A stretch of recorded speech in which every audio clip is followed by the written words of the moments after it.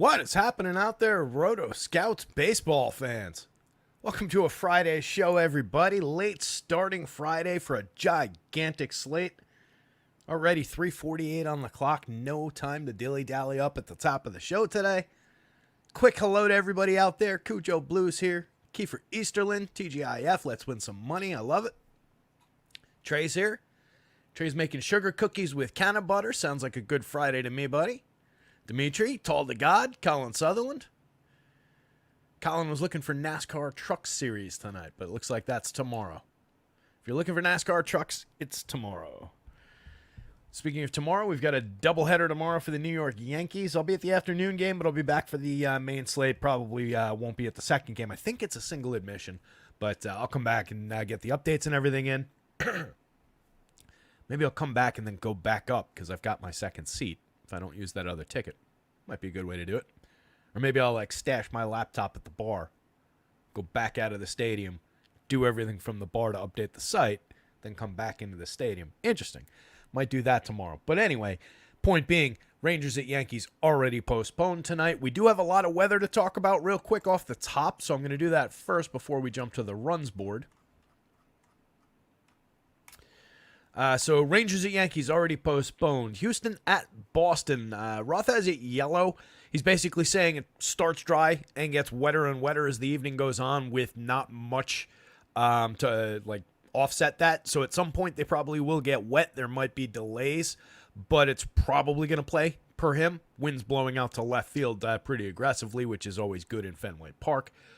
The game in Chicago, it's the Cubs at the White Sox. Wind is blowing out to center field. Pretty hefty wind blowing out to center field. So if you're a wind chaser, which matters a little bit less in that ballpark than I think it does in Wrigley, but still an important factor to some degree, can at least support the idea of upside for offense.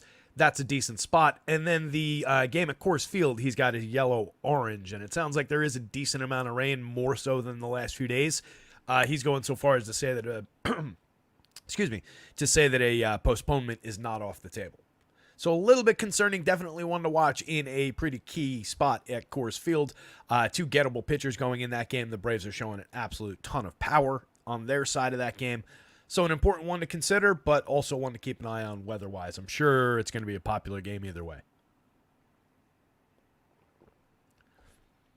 Outside of that, I think we're pretty clean weather-wise. Back to the top of the board here. So we have so that game's off the slate entirely on both sites. This game is only available on the DraftKings slate. Guardians at the Twins game 2, not on the FanDuel slate. So now we were at 12 and 13. Now we're at 11 games on FanDuel, 12 games on DraftKings. Starting out up top though, the A's at the Blue Jays.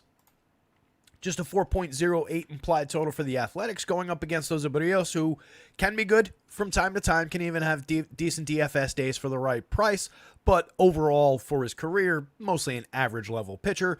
On the other side, the Blue Jays pulling a nice 5.02 implied total. They're going up against Mitch Spence. He's had a couple moments this season. He's not completely terrible, but that Blue Jays lineup, pretty low strikeout, and when they're drawing a total like this, they become a little bit more intriguing for some runs and some stacking. So probably not looking in Mitch Spence's direction, but we'll consider him at the price and the popularity and everything when we get there. Astros and the Red Sox, a 10-run total in this one. Just 10.5 in Colorado. So Fenway, not all that far off of Coors Field tonight. 4.76 runs on the Astros side, 5.35 for the Red Sox. Red Sox facing Ronel Blanco, and the Astros going up against Tanner Houck. Two pitchers who had very, very good starts to the season. Houck started to tail off a little bit, and then it looks like he's kind of picked it back up outside of his most recent outing. Blanco has maintained mostly consistent outings, but had a couple blips with with 4 runs instead of 1 or 2 runs.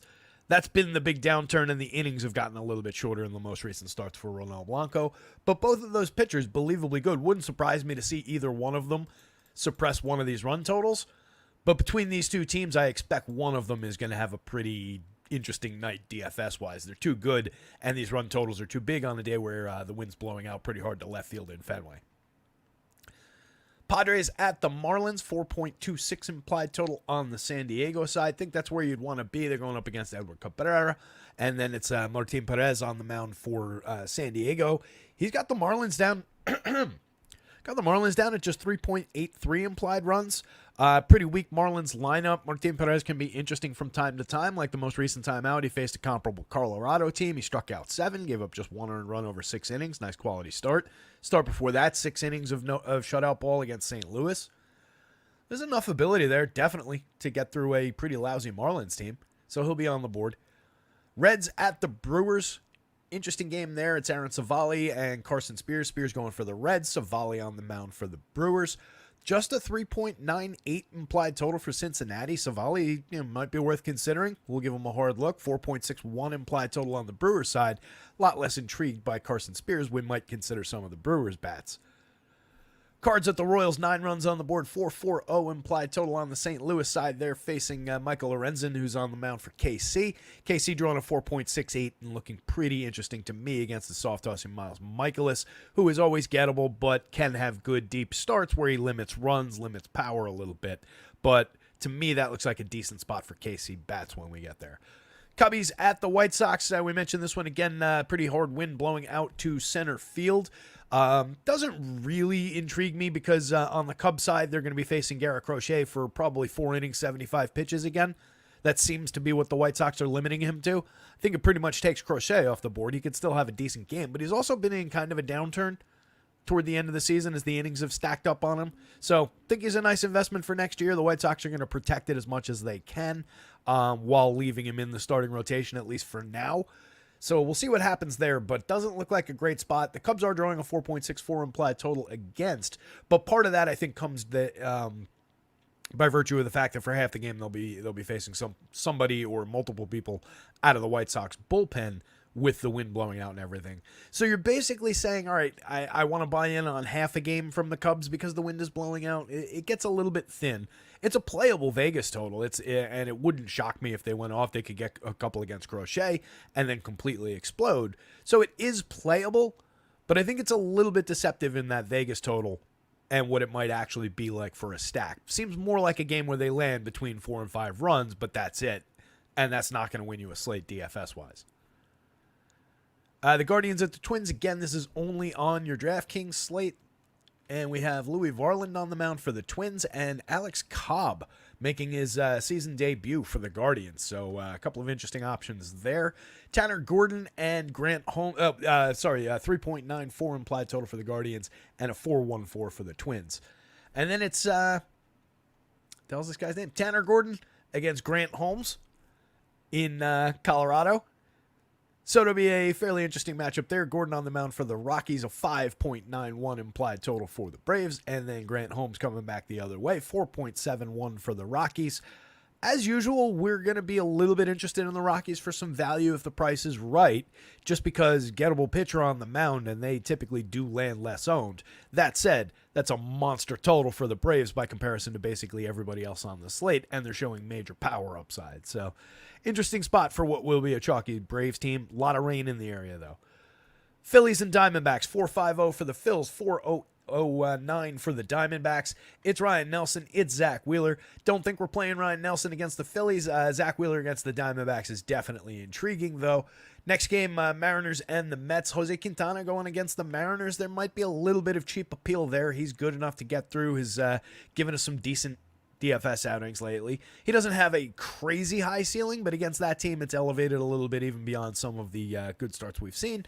So I think Quintana's at least loosely on the board, and then Bryce Miller's just very, very good. He's just facing a pretty good Mets lineup. 4.06 implied total for New York, 4.54 for the Mariners.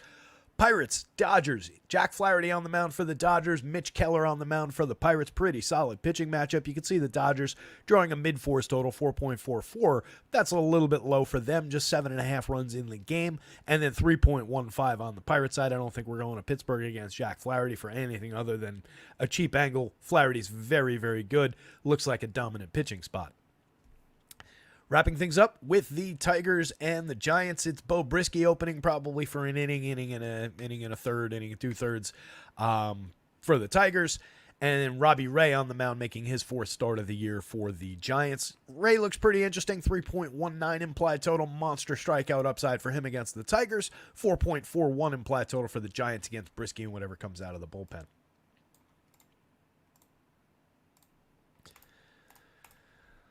Okay. Let me block off one.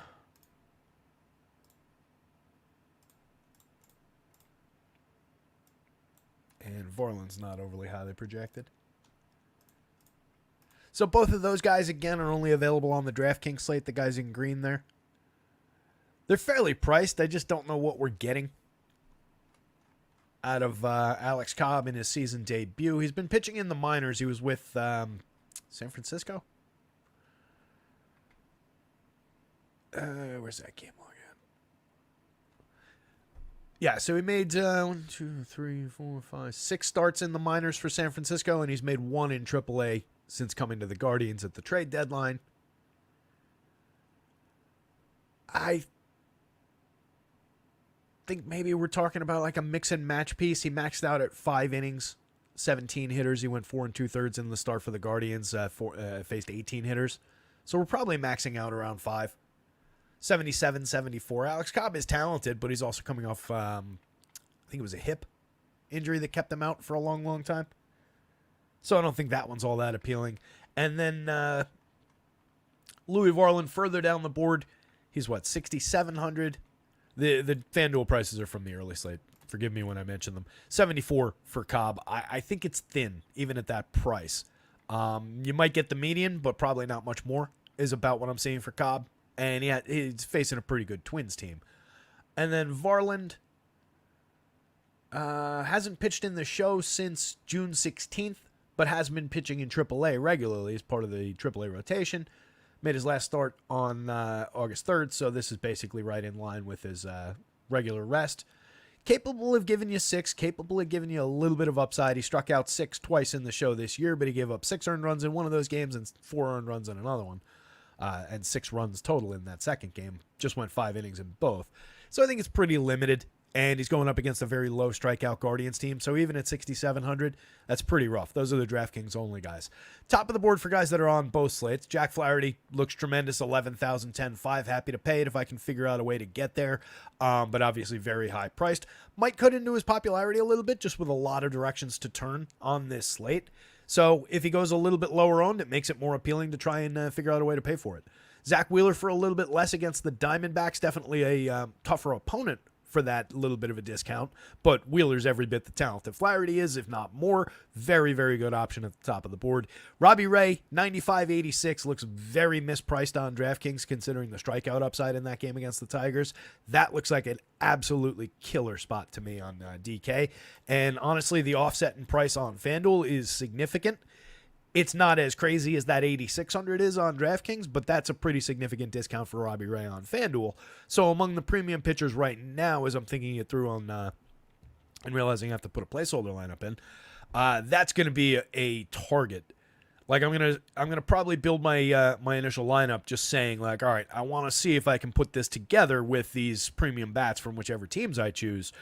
But I want to do it in a way that I'm trying to leave a big chunk of money so that I can pay that 95 for Robbie Ray there. That looks like a good spot. Next man up is Jameson Taillon, just benefiting greatly from the matchup against the lousy White Sox. It's a believable total. We'll see what the ceiling looks like. He does have the ability to find some strikeouts. He does have the ability to book a good game. He's an effective middle-of-the-road kind of starter. So I'm not questioning where he's projected. 9,400, I'm a little bit skeptical about the ability to pay off a ceiling at that price on FanDuel. 8,200, a lot different. Definitely a solid SP2 option, if nothing else, on the DraftKings slate. Bryce Miller, very talented, but again, facing a Mets team that is pretty good. 9,000, 8,900 across sites. It's a fair price to pay for a very good pitcher. So I think you can get there. It's just you got to fade a little bit more of a threat than, say, facing the White Sox or the Tigers for a very similar price with similarly talented pitchers. Tanner Houck against the Astros. Bad matchup, good pitcher, 8,600, 8,300, but bad environment in that game. If we remember, the Fenway Park game was second only to Coors Field, so probably avoiding pitching in that one. But Ronel Blanco on the other side from a few spots further down, same thing, talented guy, but the prices are a little bit much for that, what that environment looks like today, and the opponents. For Tanner Houck, he also has the low strikeout nature of the Astros to deal with. He's cheaper. I think you can maybe throw the dart a few times at 83 on DraftKings, but it's not ideal in this situation. Crochet, I think you can land around the medians and probably upside for another, 6 to 10 points on FanDuel and a handful of points on DraftKings. I don't think it's enough. He definitely is going to be without his usual upside in his last, 4 starts. He hasn't seen more than 77 pitches, I believe was the quote I read. So he's just been really, really limited, and it makes sense that they're going to continue doing that. He's also, again, been in a bit of a downturn. Savali, just really, really cheap against the Cincinnati team with a ton of strikeouts in it. Depending on the configuration of the lineup, they've been able to put together a lower strikeout lineup lately. But some of their key hitters have major strikeout downside. And Savali's just more talented than he's looked for most of the season. 7,600, 6,300. I think you can play that. Jose Barrios against a gettable Oakland team is fairly priced for his talent. He's a mid-range, middle-of-the-road average kind of a starter. Keller, just a tough spot against the Dodgers. Very talented pitcher, having a decent season. 89, 9,000. Not unfairly priced in the spot. Probably going to be under-owned for his talent, but that's a tough matchup. I talked about Blanco, but again, the hitting environment and just the pricing against Boston doesn't feel great on this slate. Jose Quintana, not cheap enough on FanDuel at 91, but at 7,500, that's a dynamite bargain option on DraftKings, considering the downside that Seattle brings every single day as far as run scoring sequencing and their extreme high strikeout nature. Quintana's got a lot of ability to pay off a nice ceiling on 7,500 there. That's a priority SP2. Definitely looks better than Alex Cobb against Minnesota for 5 innings at 74. I think he's better than Mitch Spence. Spence facing Toronto, low strikeout Toronto team. He's only 5,800, so we'll go through it when we get there. That is a playable enough dart. 7,400, I think, on FanDuel also puts him on the board a little bit because keep in mind, you don't have that Cobb play. So it's basically him at 74 against Toronto, Savali against maybe high danger Cincinnati team for Savali, but one where I think it feeds him similar upside. Holmes is pitching in Colorado. I don't like it at 6,800. I don't like it at 7,600. Edward Cabrera against a low strikeout Padres team. A little bit rough, but the price is nice for a kid who can find strikeouts on the right day. Carson Spears against the Brewers is pretty rough, but very cheap at 69. We'll give him some consideration. Martin Perez, again, for 6,200 against that low-end Marlins team. That's worth considering as an SP2 as well. So we're getting to a couple low-end veteran lefties in $6,200 Perez and $7,500 Quintana. But I think those are two very playable spots at price for DK SP2s. You're going to have to check the ownership on those. Ryan Nelson, we were intrigued at the beginning of the month by the couple of starts that he had strung together, but I just don't feel like targeting the Phillies with him at 7,800 on the FanDuel slate. Considering he's basically a free square at 56, and he's a free square that's capable of going out there and having a quality start, even against a good team like Philly, I'm a little bit more interested. 7 strikeouts in his most recent game. He gave up 4 earned runs on 6 hits, lasted only 5 innings against the Pirates, but he struck out 7. If I can't sell you that one, can I sell you the game on July 30th? We missed it by 1. We played him on the game against the Royals, where we were saying when I was talking about that upside that he had found, and he didn't melt down that start. That was 3 starts back on the 24th. He went 6 innings in that one, 4 earned runs allowed on 9 hits. So kind of a similar outing to the Pirates, but that's a much better opponent. He only struck out 2 and he walked 2 in that one. He kind of fell apart in terms of the upside we were seeing with the new mix of pitches. But in the game in between, faced the Nationals, fairly low strikeout team, ended up going 7. Gave up just 2 hits, no runs, struck out 9 Nationals, walked 2. In the run before that, he had made a handful of quality starts in a row, and he had a 9 strikeout game also against the Cubs at Wrigley. We know that they're vulnerable to right-handed strikeouts, but Ryan Nelson wasn't really a strikeout pitcher. So that is still outside of the 2 strikeout outlier, and the runs that he's allowed, 4 earned runs in 2 out of the last 3 games. He is pitching innings. He is finding strikeout upside that he didn't used to have. So at this low price, I'm sorry, but we're going to have to throw him into the bargain bin too. So it's going to be ugly. Michael Lorenzen against St. Louis. Moderately capable Miles Michaelis is a target for Royals bats. Louis Varland, I wouldn't play against Cleveland even at price here. Tanner Gordon, no thank you at Coors Field. And Bo Brisky's just an opener. Diving into the game by game, hit the like button, hit the subscribe button. Yeah, Houck is going through some negative regression. I agree with that, but he's an effective ground ball pitcher. He limits home run power. Usually. So, I think there's some bumps in the road there, but I think overall he is a talented guy. But there is a lot of, there are a lot of pitching options on the board today. Lone Wolf's here. What's going on, dude? Travis Wyndham, Kenneth Woodhouse, Greg Biancone. Good to see you, by the way, Stephen Leibowitz. Thanks for the note, as usual. Big Bino's here. What's going on, buddy? Good to see you. It's all to God. Said hi to everybody in the chat, I think. All right, so getting started here. Mash the like and the subscribe and all those good things. Check out our guys over at acemind.io as we dive into this. We're going to find a day to do some shows with those guys. I know Blaine's been doing some stuff for videos over there, and he's got his projections model up and running, so we're going to get something where we get together and we'll talk about, comparative plays and everything. We'll take a good look at the Sims. But again, once we get to football, and especially once we get to basketball season, that's going to be front and center once again, just like it was last year. So check those guys out. Promo code rotoscouts, all in caps, get you 20% off your first month going into football season. They've also got a 3-day free trial if you just want to check out the baseball product, use the optimizer for a day, whatever. Excellent site, and a bunch of good dudes who some of you guys have interacted with, I'm sure, over the years. Anyway, Athletics, Mitch Spence on the mound at 5,800 going up against the Blue Jays, who are a fairly low strikeout team, 21.9% strikeouts. They have piled some on with Loperfido, Davis Schneider, and Leo Jimenez bringing up the bottom of the lineup. But like I've highlighted the last couple of days, Dalton Varsho aside, all of their best hitters are very low strikeout. That's a 14.3% strikeout rate for that group of hitters there. If you take Ernie Clement out, just like we took out the high strikeout guys, and you just focus on Springer, Vladdy, Harwitz, and Alejandro Kirk, that's still just 16.2%. So most of their threatening top of the lineup hitters are fairly low strikeout. So it's going to be a challenging day for Mitch Spence. He's a little bit below average, but 19.9% strikeout rate isn't completely awful. It's not one of these guys coming in with 12.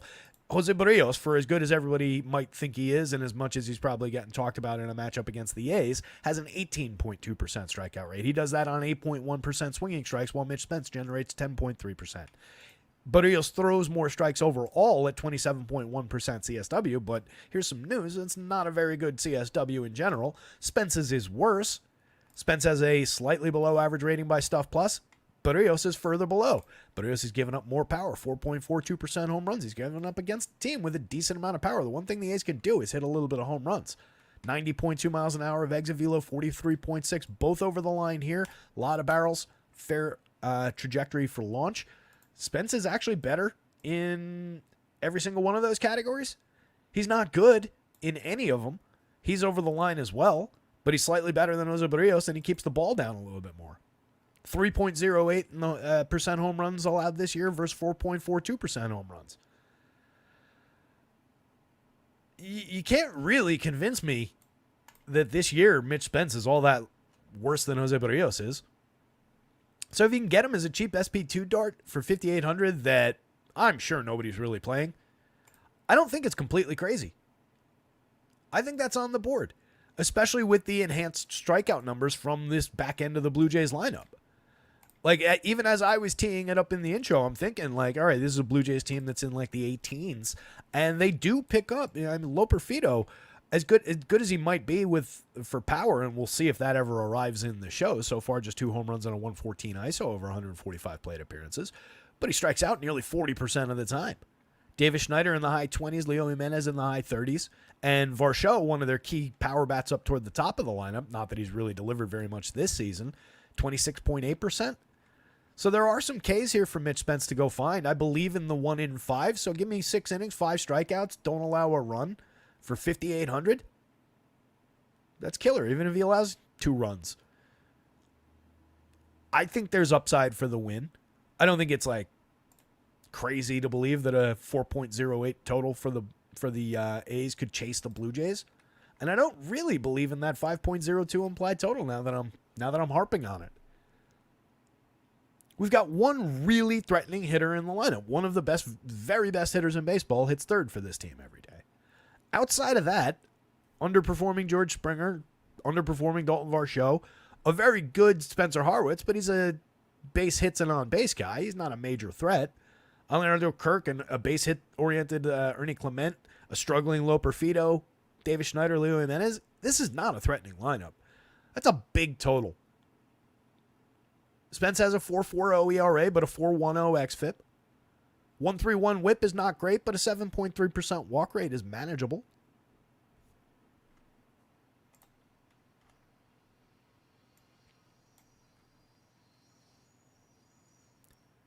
Last time out, 5 2/3 for Mitch Spence against the Dodgers. 6 strikeouts, 3 walks, 2 earned runs, 5 hits. Telling me you can't do that to the Blue Jays today? For 5,800? Free square. It's not a good play. There's not a ton of upside on it. I think he's got a bit of a cap on his ceiling, but who cares? He's at a hitter price. 74 on FanDuel, I question the upside. I think you could get away with it, but it's a lot lower end than that DraftKings option. You really need him to book that quality start and find like 2 bonus strikeouts. You need like 7 strikeouts and a quality start out of Mitch at 74, I think, on FanDuel to be competitive today. Don't know if he's got that. On the other side, Berrios for 78.84. Everything I was saying about him is very true. I don't think he's all that talented. 4.11 ERA, 4.57 xFIP, 18.2% K, 7.4% walks, mediocre strikeouts, a lot of power allowed this year. Again, to a team that hits for power. If Berrios is going to be popular, let's see where the popularity checks in.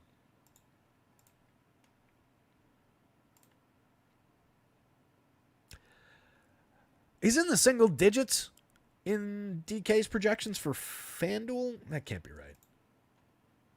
I mean, I believe that he's in the single digits, but there are missing projections here.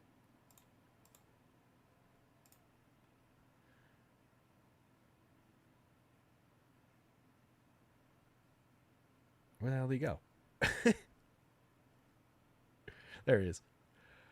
So they've only got 2 guys even in the double digits in their ownership projections. They're the 2 obvious studs. And then even Wheeler doesn't reach double digits. And then they've just got a big spread of single digits ownership. This doesn't look like it adds up to 100% though. Does it? Yeah, maybe it gets there. So basically, if you make any other decision than the 2 most obvious guys against the 2 lousy teams from the top of the board, you're going to be fine on ownership on FanDuel today. So it just doesn't matter. On DraftKings, it's going to be more interesting. I'm also curious to see where Mitch Spence is coming down.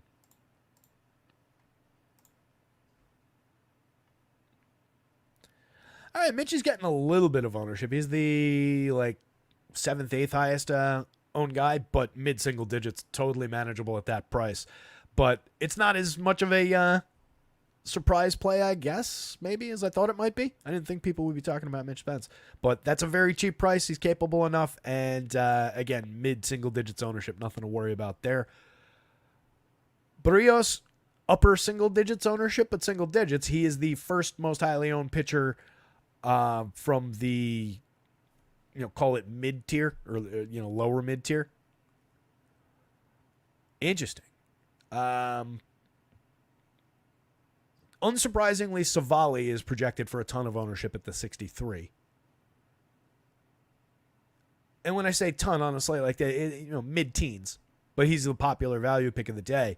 But the guy I didn't necessarily expect to be this popular, especially with a cheaper Mitch Spence on the board, Eddie Cabrera against the Pods. I feel like if we're talking just on an ownership perspective between those 3 value pitchers, Savali, I believe in the upside. I can get there, but I would probably just pivot to a lower owned Mitch Spence for cheaper, honestly, because it's a similar enough matchup. And then Cabrera, I really question that play with that much ownership on it. Again, mid-teens as a very cheap SP2, but he's facing the low strikeout Padres team that is decent at worst. So that one's a little shaky to me. That's interesting. The obvious guys are at the top of the board.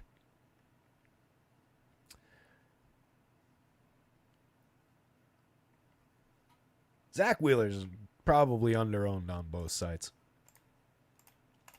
Anyway, so take or leave Barrios. He's fine. The ownership isn't crazy on either side. He is one of the more highly owned guys from this price range.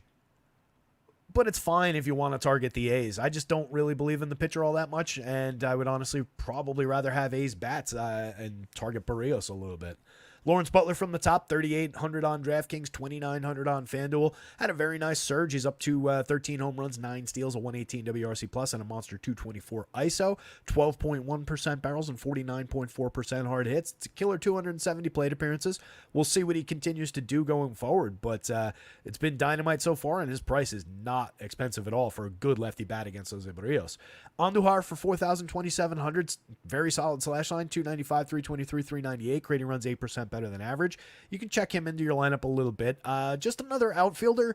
He's more interesting maybe as a discounted first baseman in the FanDuel lineups. 2,700 over there.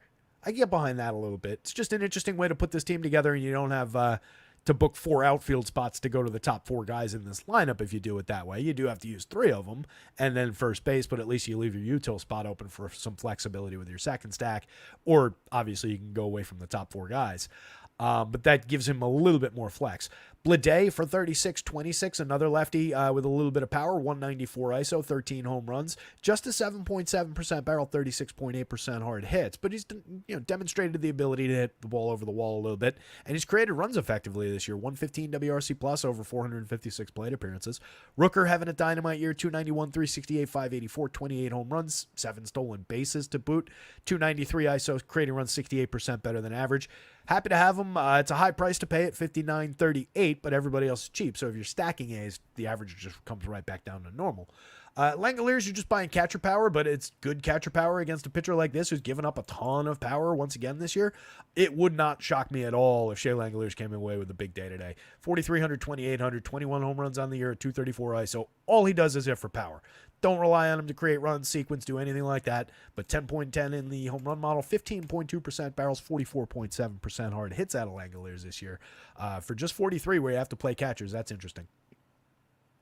Abraham Toro, 29-25, multi-position eligible on both sides, 6 homers, 4 steals, 92 WRC plus and a 116 ISO is not overly compelling, but a capable enough bat. If you get deep with A's stacks, you can mix and match him through the infield at those prices. Nothing wrong with it. Zach Geloff, 3,100, 2,800, good counting stats, 14 homers and 14 steals, 166 ISO's all right, middle of the road, 80 WRC plus, obviously 20 points below average, and it gets worse from there if you look at the slash line. But a 9.2% barrel rate, a capable second baseman for very cheap price when it comes to power hitting, when it comes to providing DFS scoring. You catch him on the right days. Geloff's got great upside. It's just he's been wildly inconsistent this year. Darrell Hernandez, 21 on both sites. Middle infield option at shortstop, third base on both sites. Sub Mendoza over 86 plate appearances. Hasn't really had much of a chance. Mix and match option at best. Max Schumann strung together some decent plate appearances over 316 chances. 102 WRC plus. Getting on at a 335 clip makes him a somewhat effective wraparound option. He's stolen 11 bases, hit 6 home runs. It's just the shortstop eligibility only on DraftKings for 22. You probably don't want to occupy your shortstop spot with the bottom hitter in the Athletics lineup. Outfield and second base eligibility spreads him out a little bit more on FanDuel. I don't mind him at second base for 24 if I'm just wrapping him back around to the top as a way to get away from some of the outfielders. So like 1, 2, 3, 4, something like that on FanDuel I think is interesting. If you wanted to go with Blade over Langoliers, I have no problem with it. You're just booking a third outfielder in that configuration. You're obviously putting Schumann at second base. So they're cheap. They're kind of interesting against Barrios, who, again, I think is just targetable for some of this power, especially with upper single digits ownership when everybody else is in the lower to mid single digits. Blue Jays bats would play against Spence, no question. 5+ implied total on the Vegas board. I do see that it, in my mind, should be more 4.5, somewhere in that territory. Even, the 4-4 kind of a range. But I get it. George Springer having a bad year, 223, 304, 367, 7 points below average for run creation this year, but he's having a better season slightly. When it comes to the slash line, then Dalton Varsho from the other side of the plate. The lefty's at 205, 289, 398. Springer has hit 13 home runs and stolen 13 bases.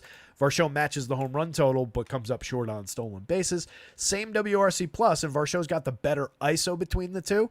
So he's hitting for a little bit better power, but it oddly doesn't show in the contact. Springer's making the better contact. Weird year for these hitters from the Blue Jays. I think they're both playable. They're both cheap. They do have counting stat upside. They do have any given slate, return to form. And for George Springer, that form is, B plus, A minus level at worst. Call him a star for a couple seasons in there. Vladdy again at 52.38, still discounted a little bit on FanDuel by $200, let's say. On DraftKings, it's just stupid at this point. That's like an $800 discount on Vladdy. It's a $6,000 hitter.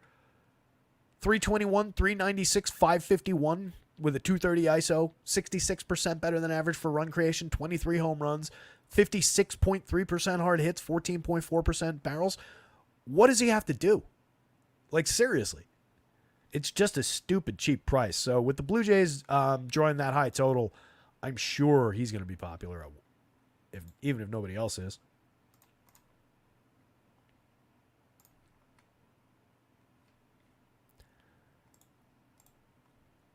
So, that's just dumb. It's a big slate, so this will be a number that, lands them popular, but it's not crazy. Vladdy at that price is going by RG's projections, the third most highly projected Blue Jays bat against two guys that I would in no universe want to have above Vladdy. But considering the stack, all of these guys are owned in the single digits against Mitch Spence. So I know I was arguing for the Spence play, but that's a spot you definitely want to hedge if you do make the Spence play. For every share of Mitch Spence, you could grab a share plus of Blue Jays.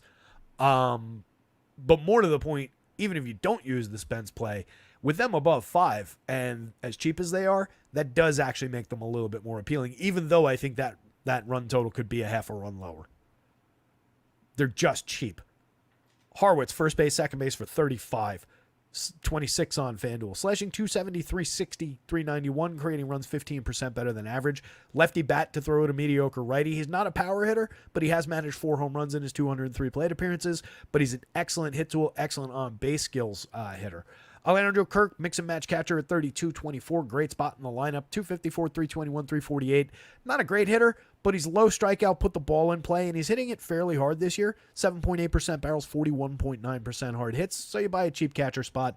Ernie Clement, extreme low strikeout at 6.5%, extreme low walk at 2.5%. Doesn't hit the ball hard at all, but he puts it in play like crazy. So you can get there. 93 WRC plus and a 289 on base percentage need to improve for him, but he's at worst a mix and match piece that can give you 3 hits in any given game. And then you need his friends to help him out to score some runs. Loperfido, a lot of power from the left side, but hasn't really managed much in the show so far, over 145. Mix and match caliber outfielder. Davis Schneider, 29-27, has 10 home runs on the board, has second base eligibility. That's where I'd want him. He's more just another outfielder, but as a second base, you can buy a little bit of the power upside, given the 12% barrel rate and the home run output so far. But it's gotten a little bit thin. Over 350 plate appearances now, we're 8% below average, just a 158 ISO. So at best, he's a mix and match caliber guy. Leo Jimenez hasn't shown us much over 84 plate appearances yet. 9% below average for run creation and not hitting the ball hard at all. Don't really want to occupy short, really, or second base with Leo Jimenez from the bottom. Blue Jays bats, A's bats, Mitch Spence, Jose Barrios. F you, Mitch Spence. I said the wrong one. I can't believe I screwed it up. F you, Jose Barrios. I'm just not a fan. Don't know why. I think it's just because he got, for so long, talked about like he was an ace, and he just wasn't.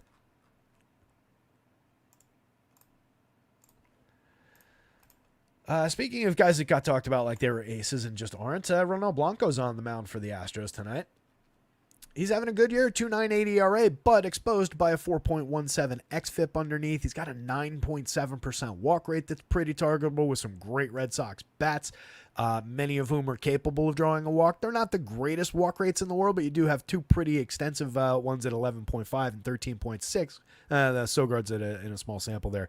You've got a couple 9s there, 9.3 for Dom Smith, 9.6 for Willie Abreu, and obviously Devers the star at 11.5. And then you've got some guys that just put the ball in play very effectively. So against Ronel Blanco, I see the Red Sox upside. I think Vegas sees the Red Sox upside with its total in this game. The wind is blowing out to left field to support some upside for power.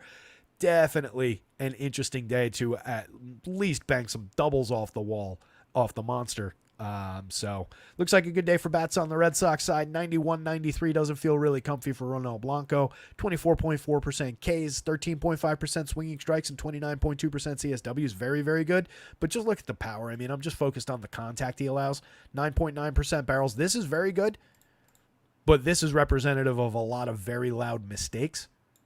88.8 miles an hour of exit velo is supported by that, but 3.84% home runs. When he makes mistakes, they travel, and this is a team that can be deadly against those mistakes, especially these lefties at the top.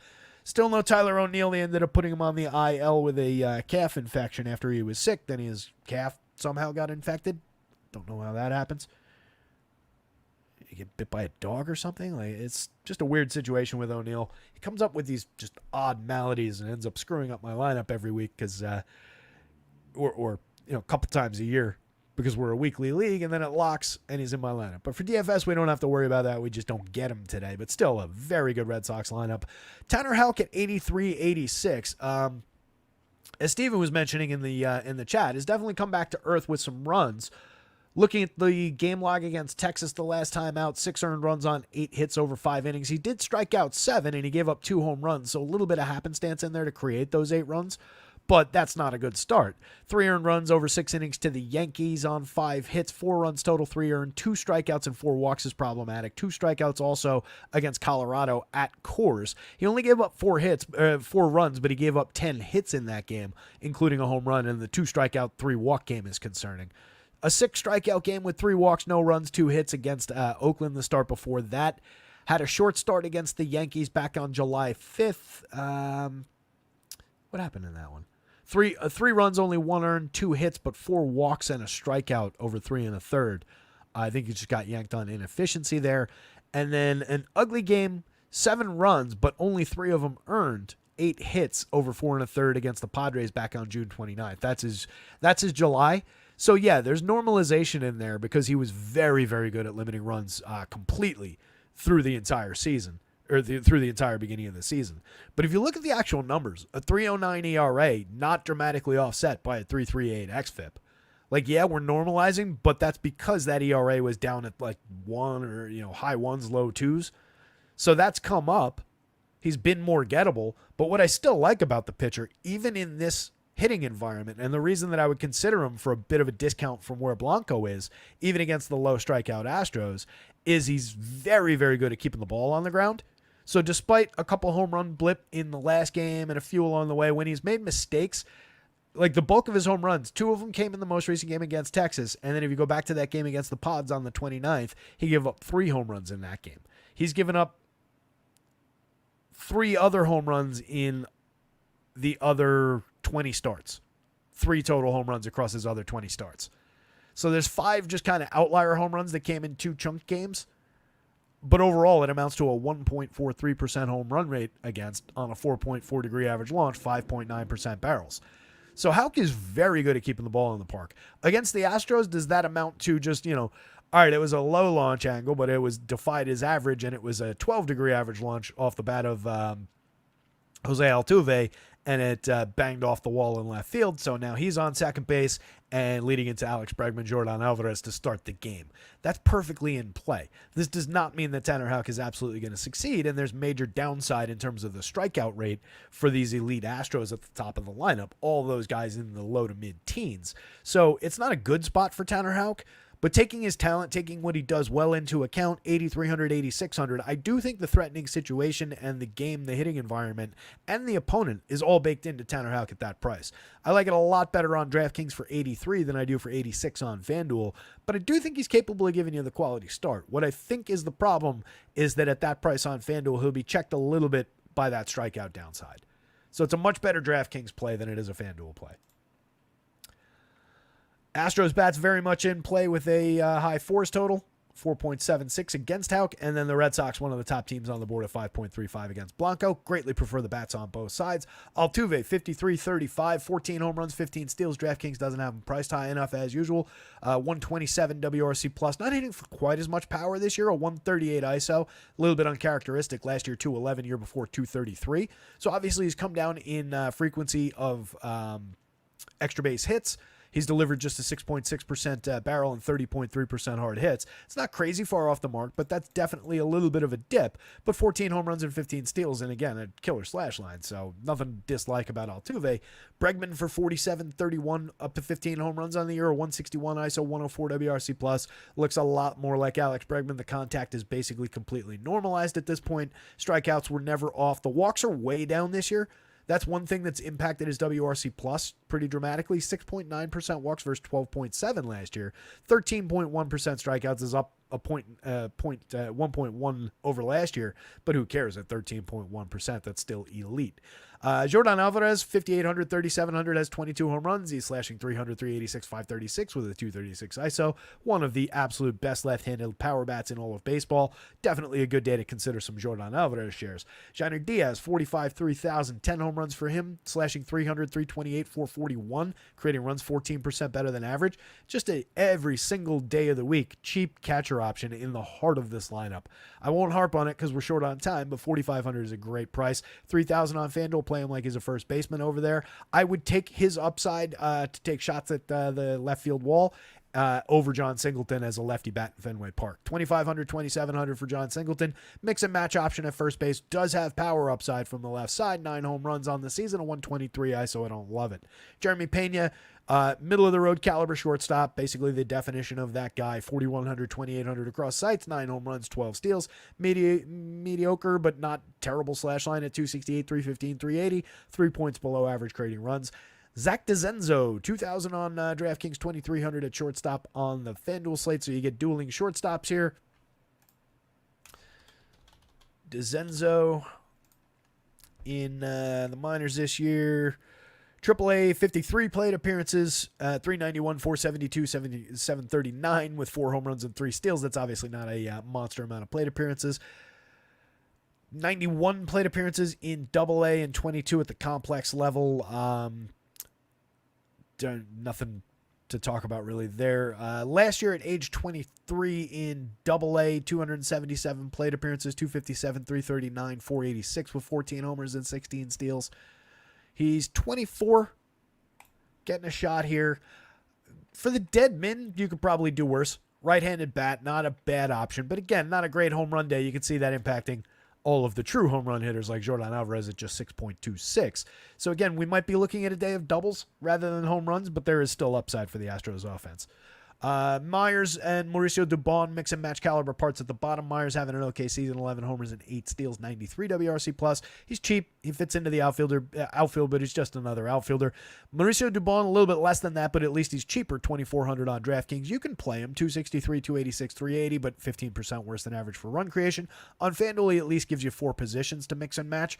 A little bit more value given the flex on FanDuel.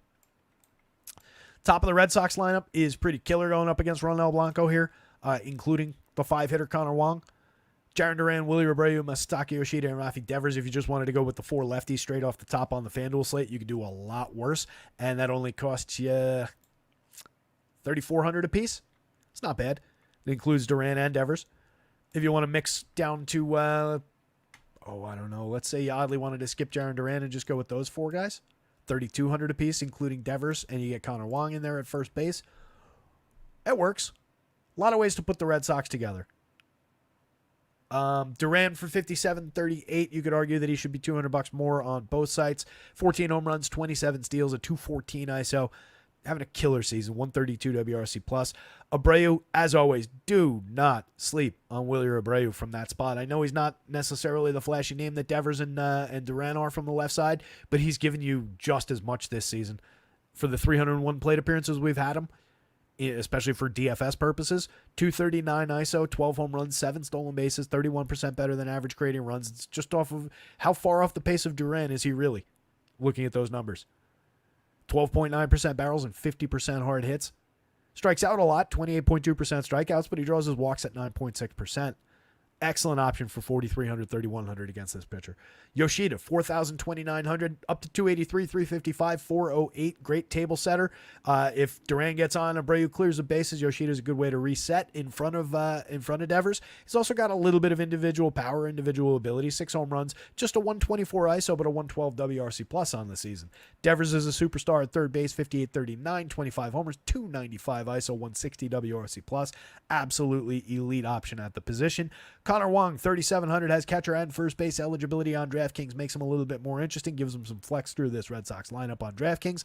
Killer option, still just 3,700 on the DK slate. Consider him a first baseman on FanDuel at 29. He's got hit slashing 298, 356, 439, creating runs 20% better than average. He's hit 10 home runs this season. He's had a great year. Dom Smith, mix and match caliber first base option from the left side. I greatly prefer everybody up here, but if you need to get really, really cheap with this team for some reason, 9.9% barrels is what you're hoping for. 6 home runs, a 165 ISO, dead at league average for run creation. He's just okay. Not even really low strikeout this year. Last year, 15.5%. This year, 22.9%. Sogard, mix and match caliber at short, second base eligible as well on DraftKings for 24, 2,200 on FanDuel. So then Rafaela doing a lot in terms of the counting stats. A little bit of inconsistency in the mix, doesn't get on base enough, hasn't been creating runs with consistency at just 89 WRC plus. More valuable probably for DFS. He's a weird one. He's more valuable DFS wise than in real life baseball somehow. 3,000 with multi-position eligibility on both sides is a good option. David Hamilton gets on at a 305 clip, but it hasn't stopped him from stealing 28 bases in just 262 plate appearances. Solid option for 45-28 in the middle infield. You could do better, sure, than going to the bottom of the lineup, but you could do worse as well. Red Sox bats, Astros bats, Tanner Houck, Ronel Blanco. 4 corners game for sure. If you don't mind, just running into bad hitting conditions with capable enough pitchers, but greatly prefer the bats in this game. Pods and the Marlins. Pods lineup is in.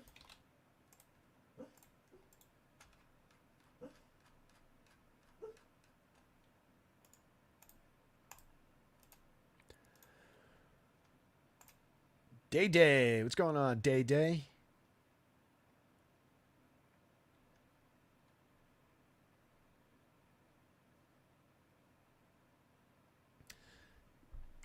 Don Pla back on bullish asked earlier, and we're going to limit questions today because we've got a long way to go and it's already 4:40.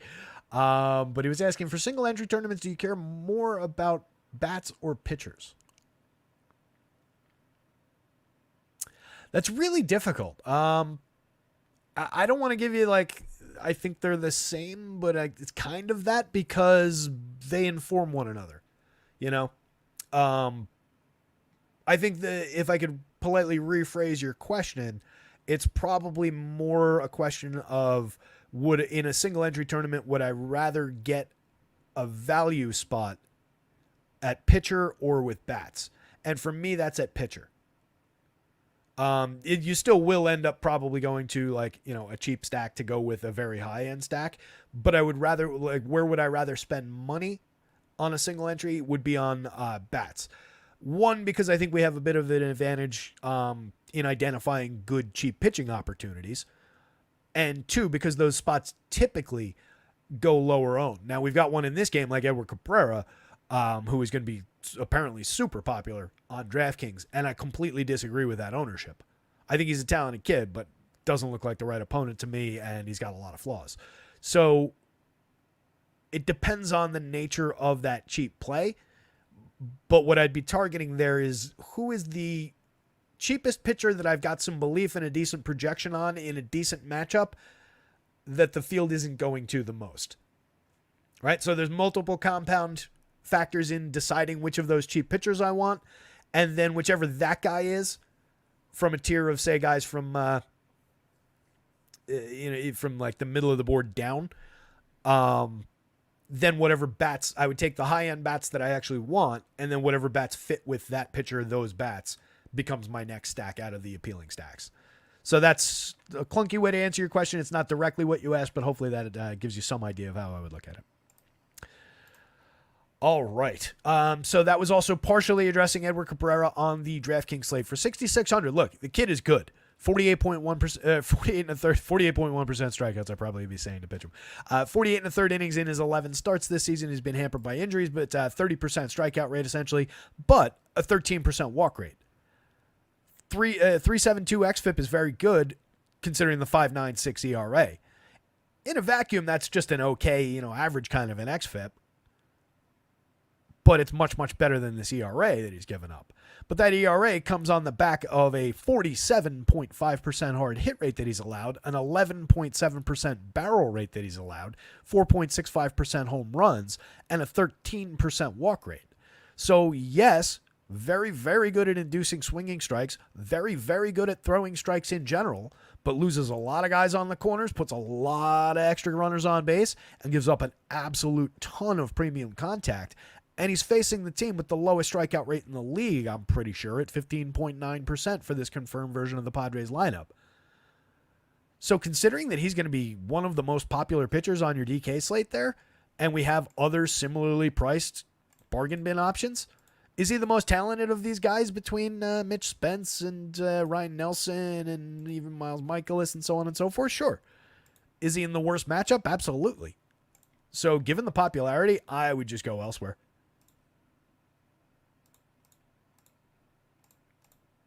Again, he is, I would just rather have Savali. I would rather have Spence. I would rather have Martin Perez. I would maybe rather have Jose Quintana for 75. All those guys are going to be owned in the single digits. Edward Cabrera, not dramatically higher owned, but basically doubling all those guys. So I could just leave that on the table against the Pods all day. It wouldn't completely knock me out of my chair if he goes out and he strikes out 8, has a decent game. But I think you're pretty thin and you're riding along with just so many people. On the other side, I just mentioned him, Martin Perez, 6,200 on DraftKings. That's a playable enough dart to me. He's facing a team with a 27.5% strikeout rate. Which of these two teams would you rather draw a pitcher against? This team is essentially double the strikeout rate of the other team. Martin Perez is not good. Cabrera essentially doubles his strikeout rate.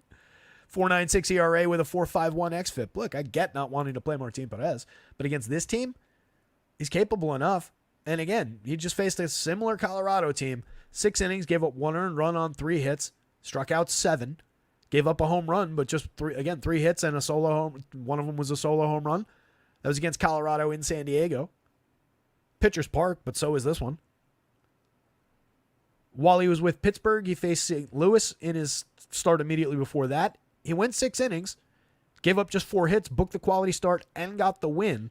He only struck out 2 and he walked 5. That's a really inefficient start. If he'd been a little bit more efficient, or at least convert one of those walks into strikeouts, it's an even better start. But that's it. For these prices, that's fine. He's got more upside than that against the Marlins. Bad one against the Phils, bad one against the Brewers. Good one against the Cards, again, 7 and a third. 7 hits, but only 1 earned run. Just 2 strikeouts on a walk. But I'll take my 7 clean innings for this price.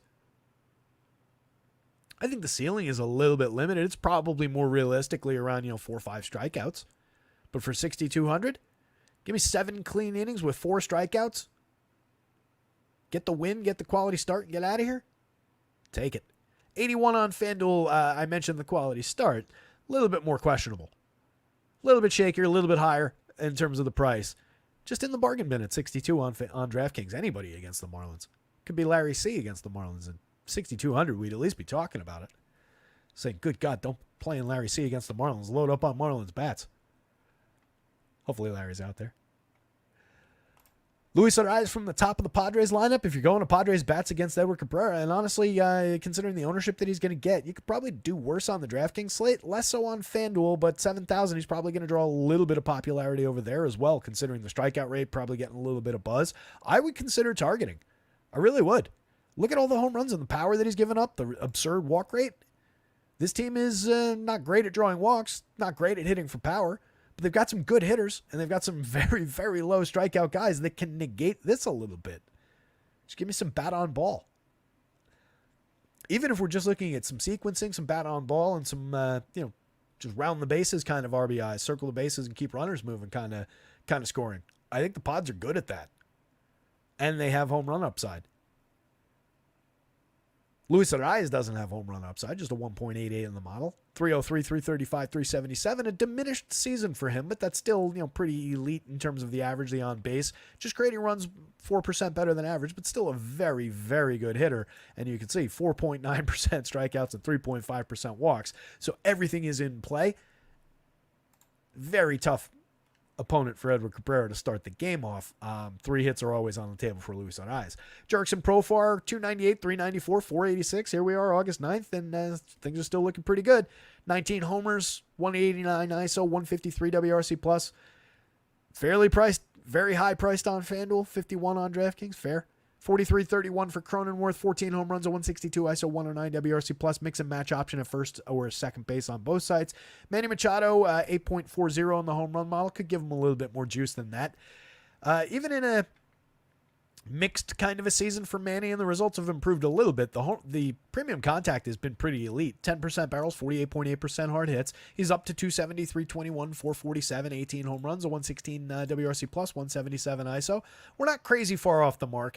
You're not really getting a discount for the slower start that he had, but he's really come around a little bit, so I'm happy to pay those prices if I'm going to pods. Bogarts is cheap at 44.29 for his talent, 275, 314, 377 over 283 plate appearances, 1% worse than average for run creation, not hitting for a ton of power this year, but we know there's that ability, and he's very low strikeout, puts a ton of balls in play. Jackson Merrill hitting the ball very hard, dynamite rookie season, 289, 320, 466, 21% better than average, creating runs, 15 homers, 11 stolen bases. Excellent rookie for 41, 3,000 from the left side going up against Eddie Cabrera. You can definitely get some of that. David Peralta, mix and match caliber veteran, if that anymore. 98 WRC plus, 4 homers and a steal and 141 chances. Ha-Seong Kim, interesting shortstop on both sides. Not at all expensive. 10 home runs, 21 steals, 97 WRC plus. Not the greatest season from Kim. We've seen him better than this, but is at worst a mix and match play from the bottom of the lineup. Campusano, not great. 242, 283, 386. I'd rather have Higgy. The Marlins, pretty low end, even against Martin Perez. There's not a lot of appeal here. Home run model, only Derek Hill at a sneeze. Cooking. There we go.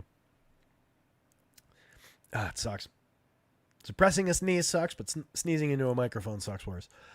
So only Derek Hill and Jake Berger at even like respectable marks in the home run model. You get no Jesus Sanchez in the lineup today, lefty. So it's just a really bad Marlins lineup. But if you're going there, Xavier Edwards off the top is cheap, having a good year, over 150 plate appearances, 13 steals, just a .86 ISO, but a 156 WRC plus on 375, 443, 461.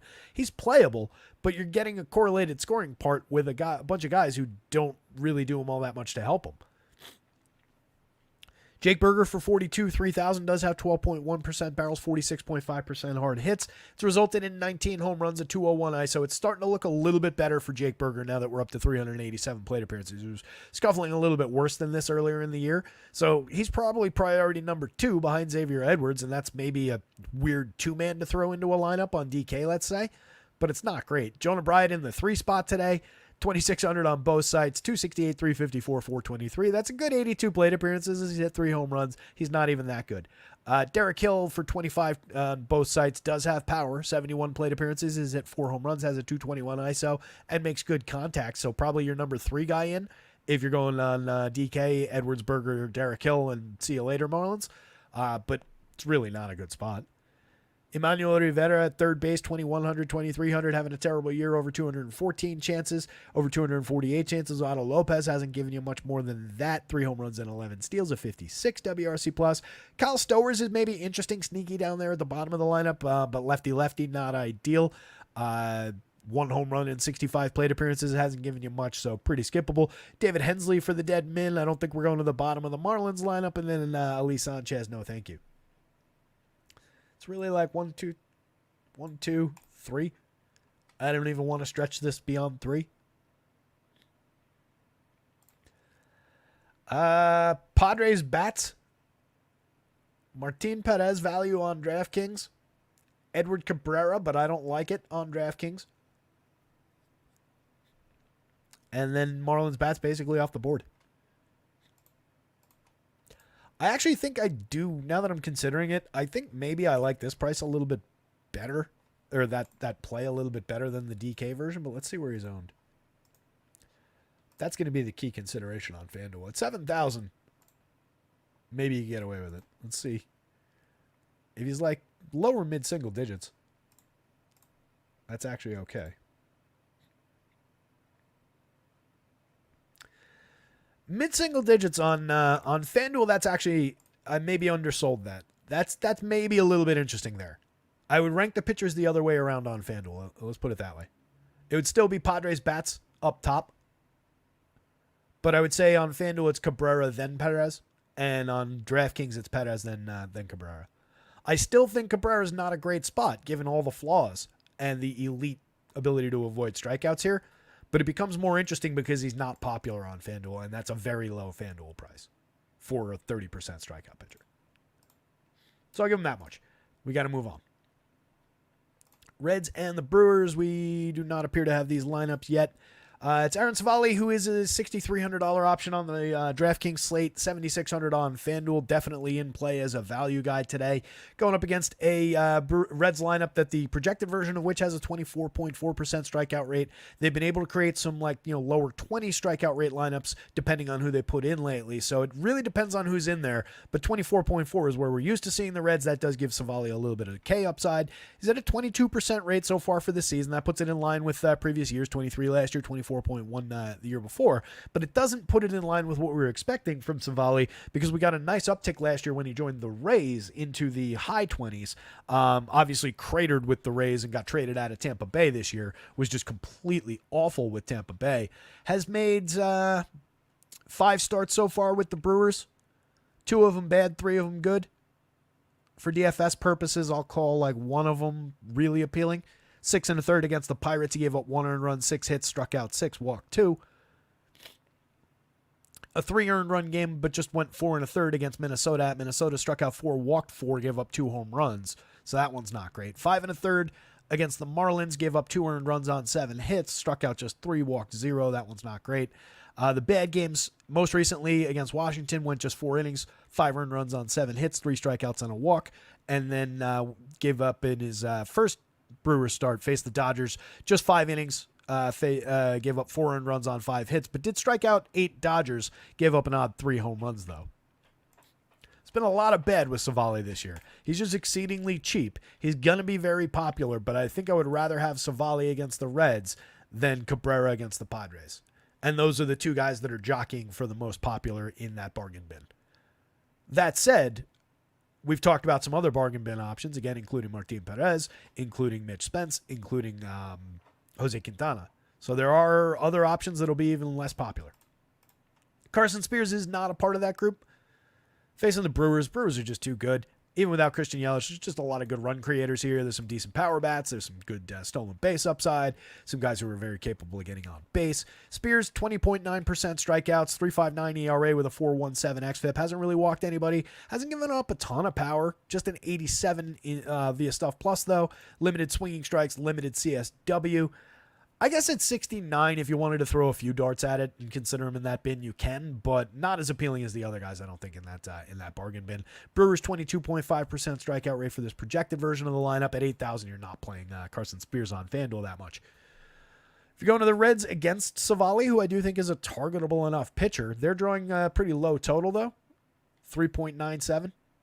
Call it 4. Jonathan India from the top, 46-32, 362 on base, creating runs 11% better than average, having a nice season, over 448 plate appearances. Realistically, outside of the on base and the correlated scoring ability, just more of a average replacement level kind of a player. The home run and counting stat output is not great. The premium contact is not great, but he's done his job. He's been effective up there. And all we need from him at second base for those prices is to correlate. Get a couple base hits, score a couple runs when Ellie does something. 63-43 for Ellie. He's got 20 home runs and 59 stolen bases with a 232 ISO and a 133 WRC+, so he's pretty good. Tyler Stevenson for just 41, 3,000, one of my top catchers in the league because he's always hitting up in the top of the lineup, and he's just got sneaky good power. 14 home runs at 201 ISO, 9.7% barrels and 44.5% hard hits for just 4,100 where you have to play catchers. 3,000, consider him a first baseman on FanDuel. TJ Friedl, just a bat on ball kind of a guy. 7 home runs, 6 steals in 160 chances, a 175 ISO, 101 WRC plus. Limited for premium contact, but low strikeout, puts the ball in play. He's effective enough from the left side. You can mix and match Friedl through outfield spots if that's where he's hitting. Spencer Steer, 52, first base and outfield, adds second base eligibility, which I like a lot on the FanDuel slate. 15 home runs, 18 steals, a 180 ISO, and 98 WRC plus. Overall, probably more toward a mix and match caliber talent, like maybe like the upper level of that. Priced a little bit more like he's a star than he probably actually is, but he's definitely playable, and everybody around him outside of Ellie is just cheap, so it's easy. Jeimer Candelario, 42-31. That's a good example of somebody who's cheap. 18 home runs, 203 ISO, 92 WRC plus from him. The run creation, the on base could definitely be better, but we're just looking for home run upside out of Candelario. 8.86 on the year against a guy with a 4.47% home run rate. I'll play that. Jake Fraley, 37-29. Another bat on ball specialist, 282, 331, 383. Should honestly probably be hitting up toward the top of the lineup, but they've got India, and you don't want to book Ellie out of there. They like Tyler Stevenson. What I would probably do is maybe bump Stevenson down to cleanup and slot Fraley in third and just get TJ Friedl down lineup in the 7 spot where Fraley is right now. But that's me. Novi Marte, mix and match caliber talent at third base on DK at 29, 27 at shortstop and third base, not ideal on FanDuel. 3 homers and 4 steals at 36 WRC plus. Hasn't really come together at the major league level.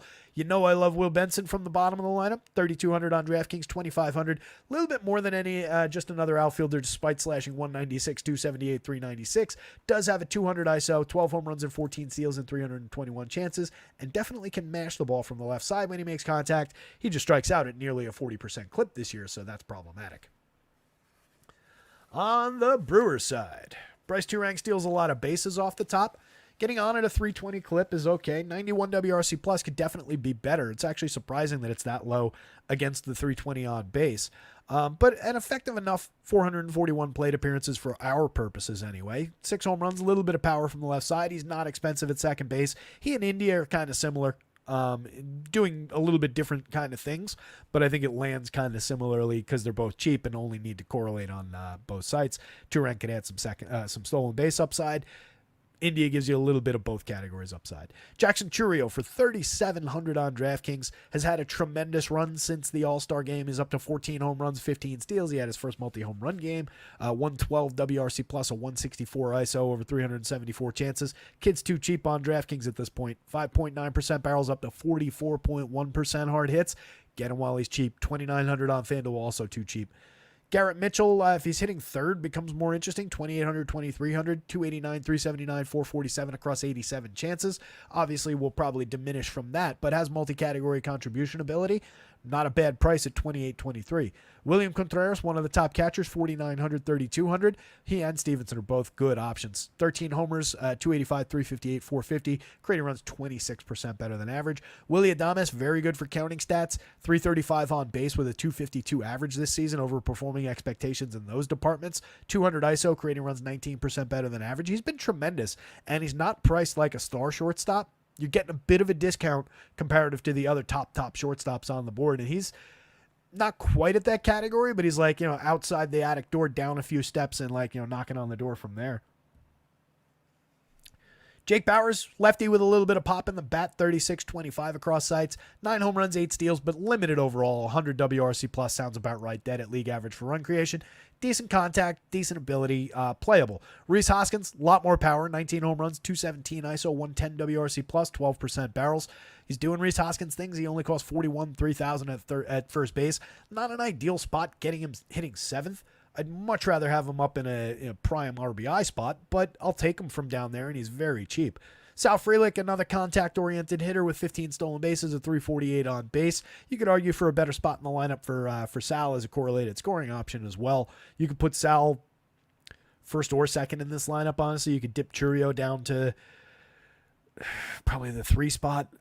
It would be a reconfiguration that I don't want to take the time to think through, but there's a lot of ways they could put this together to take advantage of that. But they also have this version of the lineup gives them a lot of on-base skills. It's a 338 average on-base percentage for the entire lineup. That's pretty good. And it gives them just the ability to configure this in a lot of different ways. Everybody's a good run creator, so good Brewers team. Joey Ortiz, 32-26, 7 home runs, 6 steals. Cooled off a little bit from the very hot start that he had, but he's still getting on base at a 353 clip. Pretty elite, 114 WRC plus. Pretty awesome as a wraparound option, honestly, at second base. If you wanted to skip Turang and go to him for 300 less on FanDuel, I'm fine with that. Third base only on DraftKings, it's a little bit more limiting, but considering he only costs 3,200, I think he's just as effective over there. So definitely a 9-man lineup for the Brewers going up against Carson Spears. Looks like a pretty interesting spot for me. And again, they're coming in 4.61 implied total, not the highest on the board, but not the lowest. Brewers bats, Aaron Savali on DraftKings. Reds bats.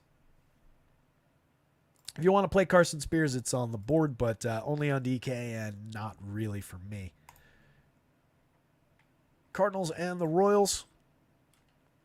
Got both of these lineups, which is good, helpful. It's Miles Michaelis, who I don't really love, going up against the Kansas City team that I'm pretty inclined to play against Miles Michaelis. So I think I'm probably leaning KC bats, depending on what I can fit them together with. And in no way am I leaning toward Miles Michaelis. And then on the other side, Michael Lorenzen for 8,700 against a Cardinals team that's pretty middle of the road. He's got a 3.69 ERA, but exposed by that 4.97 xFIP, just an 18.1% strikeout rate, 11.3% walks, limited for swinging strikes, CSW, medium power allowed so far this season at 3.39% home runs. So I don't think we're going to Lorenzen even against the Cards here. To put numbers on Michaelis real quick, 5.12 ERA, but a 4.23 xFIP is more manageable. He just doesn't strike anybody out. He pitches to contact. He's given up medium contact throughout the season, a 3.37% home run rate, just 16.1% strikeouts, 4.1% walks is very good. When damage is done to Michaelis, a lot of the time it doesn't come with runners on base, but you can absolutely sequence against this pitcher through base hits. This Royals team is not really a walks-oriented team anyway, but they're very, very low strikeout. They're excellent at getting hits. They're excellent at driving the ball in, driving runners in, driving the ball in general, and hitting home runs. Look at all those pretty decent home run totals. 500 plate appearances into the season, or 400 and change plate appearances into the season. So it's Royals bats, it's Cardinals bats. Looking at the Cards lineup, Mason Wynn off the top. Mix and match for DFS purposes in terms of his talent at shortstop. Much better real life shortstop. 331 on base though. Good for correlated scoring. A 111 WRC plus. He's hit 9 homers. He's stolen 10 bases. For the 43-29, he's kind of like a Jeremy Pena type, but he's in a better spot in the lineup. Alec Burleson for 41-29 has hit 19 home runs, has a 183 ISO, 114 WRC plus. Hits from the left side of the plate, 40.3% hard hits, just 7.4% barrels, but very low strikeout at 12.3% and 4.5% walks. So most of that contact creates a lot of well-struck balls in play, and he's having a killer year.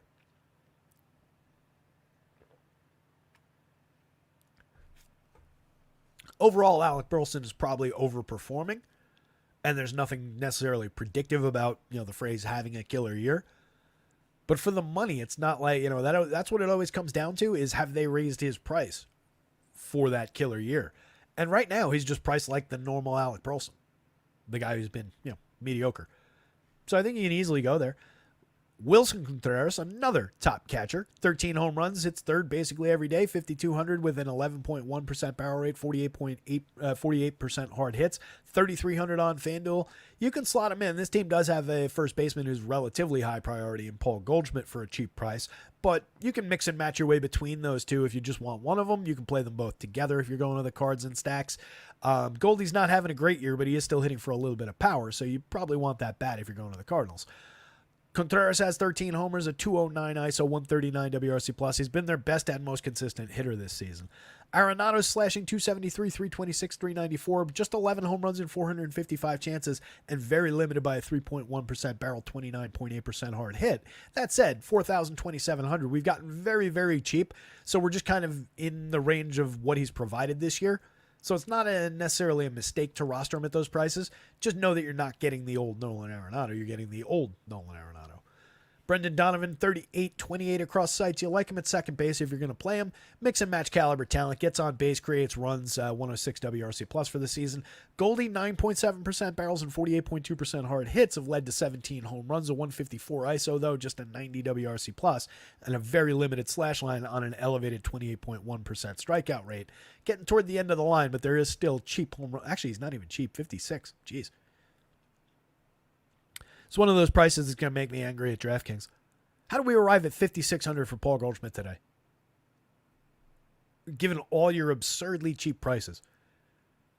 Let the intern who makes your prices out of the closet and let him catch up on what's been going on this season so we can set these prices correctly. This is ridiculous. 56. That's insulting. 3,000 on FanDuel, a lot more playable, relatively cheap for the 17 home runs, but he's been bad this season.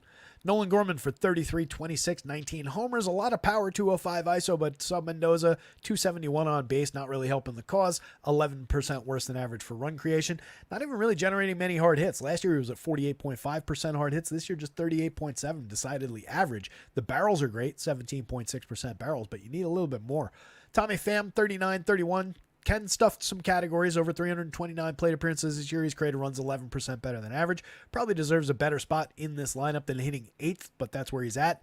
Limited by that, but he's fairly priced. If you're going to this team, you could do worse than Tommy Pham, like Victor Scott. 22-22 across sites, has 2 stolen bases on the year, all the speed in the world, getting on at a 152 clip against a 110 average and a -5 WRC+. Good luck with Victor Scott. Michael Massey from the top of the Royals, 4,000, 2,800 is very, very cheap at second base. 8.1% barrels, low strikeout, low walks, so a lot of good contact. Just 35.3% hard hits. Hasn't seen great results all season, but has a 220 ISO, has 10 home runs in 214 plate appearances, has been really good for left-handed power, and he's cheap at second base. 102 WRC+, makes a lot work from the top of the lineup. Not an ideal leadoff hitter for the Royals for real baseball purposes, but you know, the amount that I care about that when he's that inexpensive at a key position like second base, he's just downright appealing today. 64.46 for Bobby Witt. It's way up there, but what's not to like? 349, 394, 606, 256 ISO, 171 WRC+, 22 homers, 25 steals. On the verge of scoring his 100th run on the season. Has 84 ribbies to tie Vinny Pasquantino for like third, fourth in baseball right now. Vinny's fantastic, 4,800, 3,300. He's not expensive enough. 270, 324, 463, a 193 ISO now, 113 WRC+, up to 17 home runs. Like 6 of those have come in the last week and change, last 10 days, but it continues to just make elite level contact with a very low 12.8% strikeout rate. Guy is ridiculously good. His prices are going to continue to go up, as is his production. Sal Perez, 20 home runs on the year, a 191 ISO, 120 WRC+. He's been up and down this season, but he still makes it very good contact. 12.4% barrels, 44.4% hard hits. Doesn't strike out all that much, just a little bit below average, or a little bit better than average. 20 home runs is good output, but it's not the crazy elite peaks that we've seen Sal at. But considering you get catcher and first base on DK, so you can mix and match him around the board a little bit, don't mind him at 51. 3,000 is cheap on FanDuel for his talent. Hunter Renfroe at 3,800, just an outfielder again on both sides. Briefly had first base eligibility in there on, maybe that was on Yahoo actually that I'm remembering. 11 home runs on the season, a 166 ISO, 97 WRC+. He's pulled it together a little bit, but the numbers overall still aren't great. You can buy a little bit of history, though, from Hunter Renfroe. Again, 80 home runs over the last 3 years is at least a little bit appealing. It's just been a bad season, but now that he's got his act together, you can do worse. MJ for 32-28 from the left side has 13 home runs, a 202 ISO, despite being very bad in most other categories. 22% worse than average for run creation, striking out nearly 25% of the time against a medium walk rate, but does make very good contact, 8.9% barrels and 42.7% hard hits. Paul DeJong also makes great contact from third base, 3,000. Shortstop and third base on the FanDuel slate for 2,700. 19 home runs and a 202 ISO this year. Most of it came with the White Sox. Weird acquisition for them at the deadline, but capable of hitting for power for our purposes. He's just cheap in the infield. I don't mind him at short. I'd probably rather have him at third. Michael Garcia, 4,400, 2,900. I'd just rather have Michael Massey and maybe even Paul DeJong. It's close on that one. DeJong has a 96 WRC plus and a 202 ISO, where Garcia comes in at a 72 WRC plus and a 107 ISO. So that's pretty good tiebreaker there.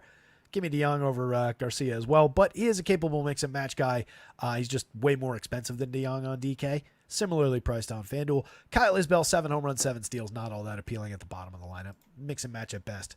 But Royals bats, Cardinals bats, and neither of these pitchers. 5-12. Roughly halfway through the slate. Cubs, White Sox. Both lineups are in. Garrett Crochet, I think we're just too limited by innings. He's 9,400 on DraftKings, so they're not baking that into the price just yet. 8,800 on the FanDuel slate, I think, is also still too expensive. So it's just gotten unfortunately problematic on that front. But thanks for a good year. It was fun while it lasted, Garrett. I think we're getting 75 pitches and 4 innings out of Crochet, so I'm not paying those prices. If you see it differently, if you got different reporting, for one, let us know. And for two, good luck to you. Cubby's just a decent enough lineup, too. The wind's also blowing out, so it's just really not great. What I think the impact of Garrett Crochet being on the mound at all in this game is that for his 4 innings, for his 5 innings, if he gets that much, he is limiting to the Cubs. You can see it in the home run model. He's given up just 2.51% home runs on pretty good weak contact so far this year. A couple of blips for home run downside, but by and large, he's been pretty good at managing home runs and premium contact. And even for a decent hitting Cubs team, it's not that much shining through in the home run model. So not a lot to love about going to the Cubs, considering that you're getting like half a game, like I was saying at the top of the show. They're pulling in a deceptive 4.64 implied total. I think part of that is because they're going to be facing the bullpen for half this game, at least by my expectations and how I think they're setting that line.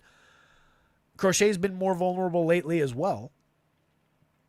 There is wind, it's bad pitching conditions. But I think that spot gets capped artificially by the fact that over the first 4 innings they probably are facing Crochet, who we have to give credit will most likely be back on form based on what we've seen all year. So I think this is not necessarily inaccurate for the full game, but I think it creates a situation where it's deceptive because you're probably just landing at 4 or 5 runs. Even if they get to the bullpen, they're going to have to do a lot of work in half a game to pay that off, or at least to pay that off in terms of upside. Could the Cubs hit the over? Sure. Are the Cubs going to be the top stack of the day with 12 runs on the board? Probably not, in my opinion. 3.95 on the other side for the White Sox is why we got to talk about Jameson Taillon real quick. 9,400 on FanDuel is pretty uncomfortable. He's got just a 19% strikeout rate, but he's facing a team with a 25% strikeout rate for the confirmed lineup. He's got a 3.25 ERA, which is very good. A 4.19 xFIP doesn't betray him all that badly. It's a run higher, but it's manageable. This is average. This is good. 4.9% walks is elite. Limited for strikes and swinging strikes, but pretty good at inducing medium and weak contact. Limiting home run output by and large. 3.31% home runs, honestly. On this, couple of mistakes in there. A little bit bad luck. 17.1 degree average launch. He's a fly ball pitcher. So, a couple of wrong spot, wrong ballpark, wrong situations create some home run happenstance there. Not worried about that against the White Sox. I think Taillon's easily playable from the mid-range. It's just that he's not priced competitive to, these green guys or even these other yellow guys. He's a little bit offset, but he's also a little bit offset by projection. 9,400, I don't necessarily think that he's competitive with, say, Robbie Ray for 100 more against the Tigers. I think he settles in a little bit closer to his median than Robbie Ray does. Much lower ceiling play for Jameson Taillon, even against the White Sox. Cubs bats, I would... I'd probably leave them on the table, honestly. I think they're good enough to get to Garrett Crochet here. But again, I want to give Crochet his due, at least for his 4 innings. And I think in a half a game, I don't want a stack that's only going to get me quality for half a game, even if they get quality in that spot. But if I'm going there, Ian Happ is a priority bat for 41.32. He's very cheap. 18 home runs, 8 steals, a 206 ISO, creating runs 16% better than average. Isaac Paredes proved that he can hit home runs outside of Tampa Bay. 17 on the season, hit a biggie the other day. 187 ISO, 123 WRC+. I like the bat. He's cheap at first base or third base. Seiya Suzuki, 49.35. Most expensive player on this team on FanDuel. Second most on DraftKings behind Cody Bellinger, who slots in at 54. Suzuki's got 16 homers, 10 steals, hits the ball very hard, 12.3% barrels, 49.6% hard hits, 216 ISO, second on the team, behind Patty Wisdom's 227. 132 WRC+, having a good season, good bat, but again, tough spot. Cody Bellinger, 54.31, has 11 home runs, an effective slash line, a 108 WRC+, but it's been more mid-level kind of output from Bellinger. 54 kind of slots into that. How'd you arrive at that price level again today? 3,100 on FanDuel, a lot more playable. Wind blowing out, lefty though. Bellinger, I believe lefty is all right. But again, just not a great spot, I don't think, for Cubs bats. Patrick Wisdom does have power upside against any lefty, 15.5% barrels, 45.1% hard hits. But you can see Crochet's impact, just 3.74 even for Wisdom in the home run model. He's got 6 on the season, but he's dead at the Mendoza line at 270 on base, just a 93 WRC plus. You're just buying a cheap home run at 3,400 from Patty Wisdom if you put him in a lineup. Nico, a little bit of on base, a little bit of stolen base upside, but only a 91 WRC plus mix and match option in the infield. Dansby having a terrible year at 230, 300, 357, just 85 WRC plus, 9 homers, 8 steals, greatly diminished from the Dansby that we know in everything except for premium contact, which is not crazy far off the mark. So maybe a little bit of reason to believe in other spots, probably over the weekend against the rest of the White Sox pitching staff. We'll be talking Cubs, or at least the projections will. But today, meh. Pete Crow Armstrong, Miguel Amaya are limited options at the bottom of the lineup. Crow Armstrong doesn't get on base enough. Steals bases when he does get on, but doesn't get on base enough. 40% worse than average for run creation. Amaya is not really a playable catcher. The only White Sox I would really want is Lou Bob. I was going to see if I could mount some sort of argument for you can definitely roster some shares against Tyon, but the truth is Tyon's good enough to just shut this team down and keep them to the 2 or 3 runs that they usually score. They're just bad. Lou Bob's always interesting, 46-32, but even he's not having a great season. 88 WRC plus, if you need evidence of that. 207, 273, 414. 207 ISO's great. 12 home runs and 253 chances. Thanks. 17 steals. Thanks. But not really doing his thing. I think he is unenthused about playing for the White Sox for the foreseeable future. Nicky Lopez, a mix and match bat control guy who's not controlling his bat from the top of the lineup. Andrew Benintendi doing the same thing from the third spot. No thank you on both of those guys. Andrew Vaughn, Gavin Sheets are your next 2 priorities after Lou Bob if you're going to this team. 46 and 29 first base and outfield on DK. 28-25 same positioning on FanDuel. 13 home runs for Vaughn, 7 for Sheets. Both guys below average for run creation. Every single hitter in this lineup is at least 10% worse than average for run creation so far for the entire season. And, I mean, they're not huge samples for a lot of these guys, but some of them are as full as you could get on this White Sox team. That's a 71. The average player on this White Sox team is 29% worse than average creating runs. There's your problem. Vargas, no. Corey Lee, no. Dom Fletcher, no. Brooks Baldwin, no. Jamison Tyon, mix and match piece on DraftKings at worst. 94 on FanDuel, kind of uncomfortable. Going to be lower owned than everybody else at the top of the board, but a lower ceiling. Cubs bats, limited by the innings that Crochet's going to pitch. Then maybe they go off, but I think you're dealing with half a game and just landing around the Vegas total without a big ceiling on it. You can mix some into 150 shares, but they're not a priority stack for me in 1 or 5 or 10 or 20. Crochet, not playable in my mind. I don't think you're getting the innings. He could come out and strike out 8 Cubs in 4 innings, by the way. That's not off the board, but he's not priced for that kind of 4-inning value.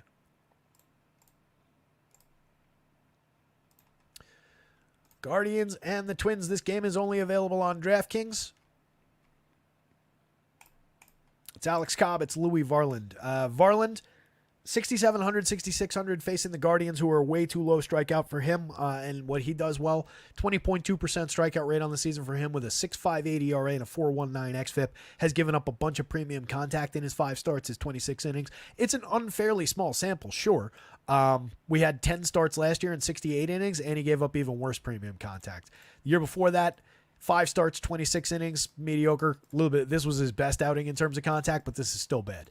So I think Varland's just a target for Guardians bats. Forgive me, but we're going to just kind of breeze past him at 67, 66.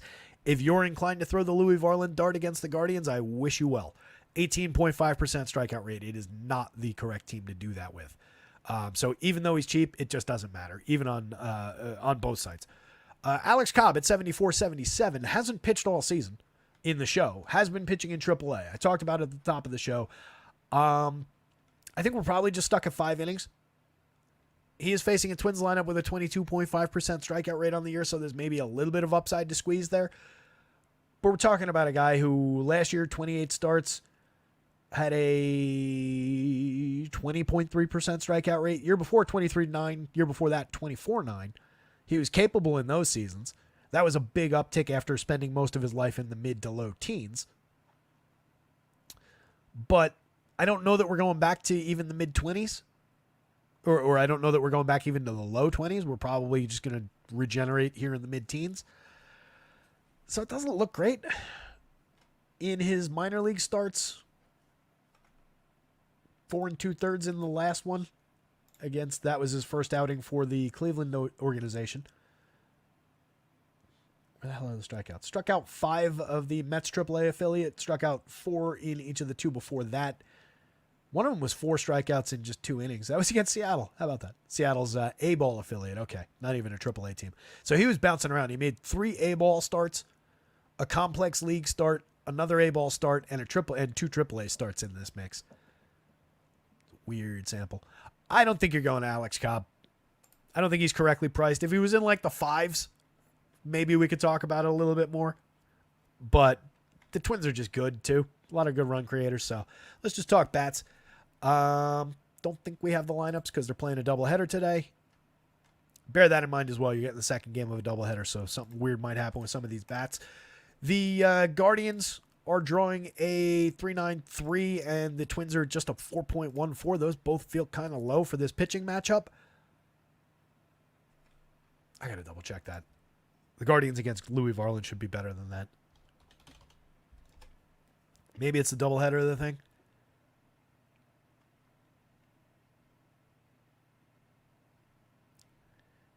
Eight runs and basically dead even. Yeah. It's correct. It's actually gotten even closer. That's a weirdly low total for both of these teams against these pitchers.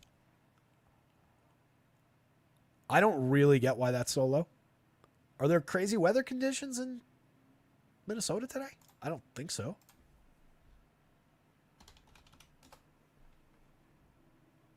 Does anybody have a read on why that's so low against these pitchers? Is it super cold out there?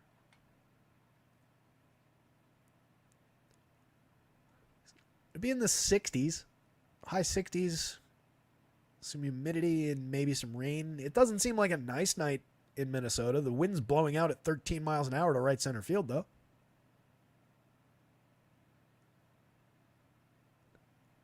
I don't understand why these teams are implied so low. I didn't catch that when we were talking on the Vegas board.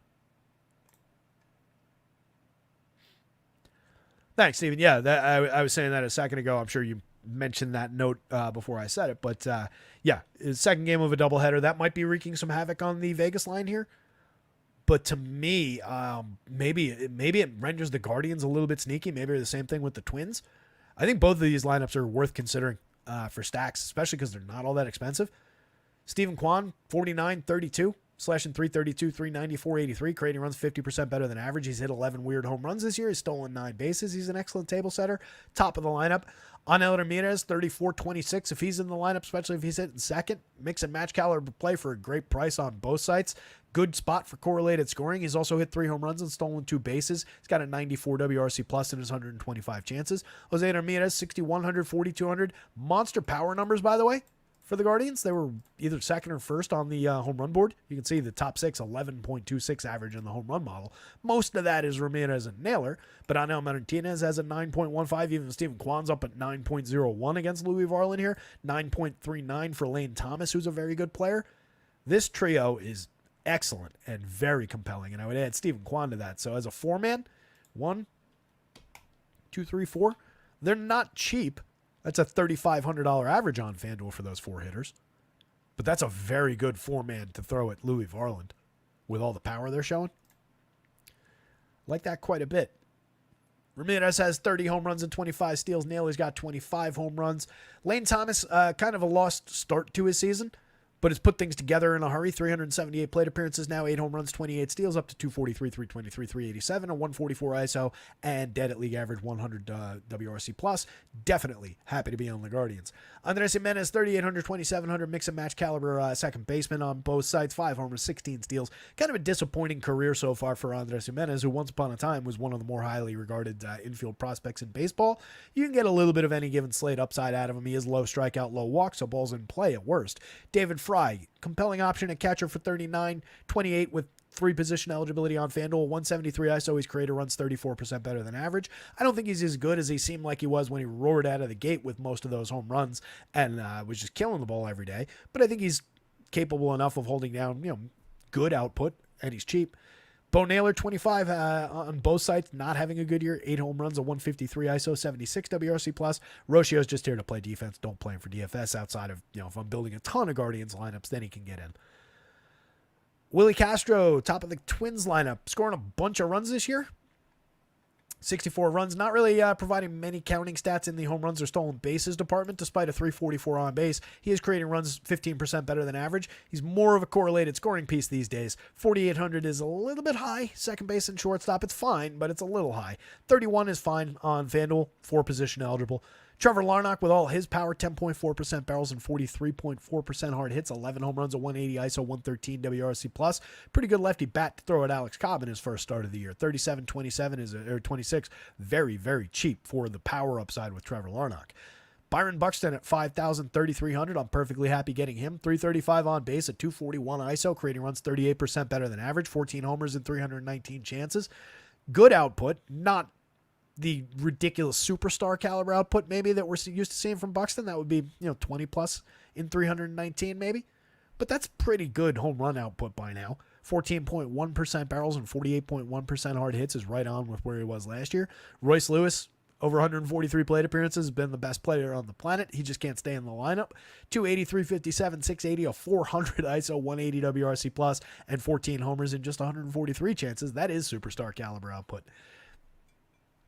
Maxi Kepler, 39-28, 7 home runs this year in a diminished season, just a 140 ISO, but a 103 WRC+. He hasn't been lost. He just hasn't been himself for power, but there's a lot of upside from the left side for 39-28. That's cheap for Max Kepler and who he's been over the last few seasons. So happy to get to Max at discount. Jose Miranda for 45-29, very good line drive hitter, 318, 359, 505, 9 home runs, 187 ISO, 143 WRC+. Good run creator, good at getting on base, resetting the table down toward the bottom of the lineup, and you've got interesting bats down there. Matt Wallner's got a ton of power. He's hit 6 home runs in 101 chances. He has a 358 ISO right now. That's going to come down, but right now he's got a 35% barrel rate and 65% hard hits over 101 plate appearances.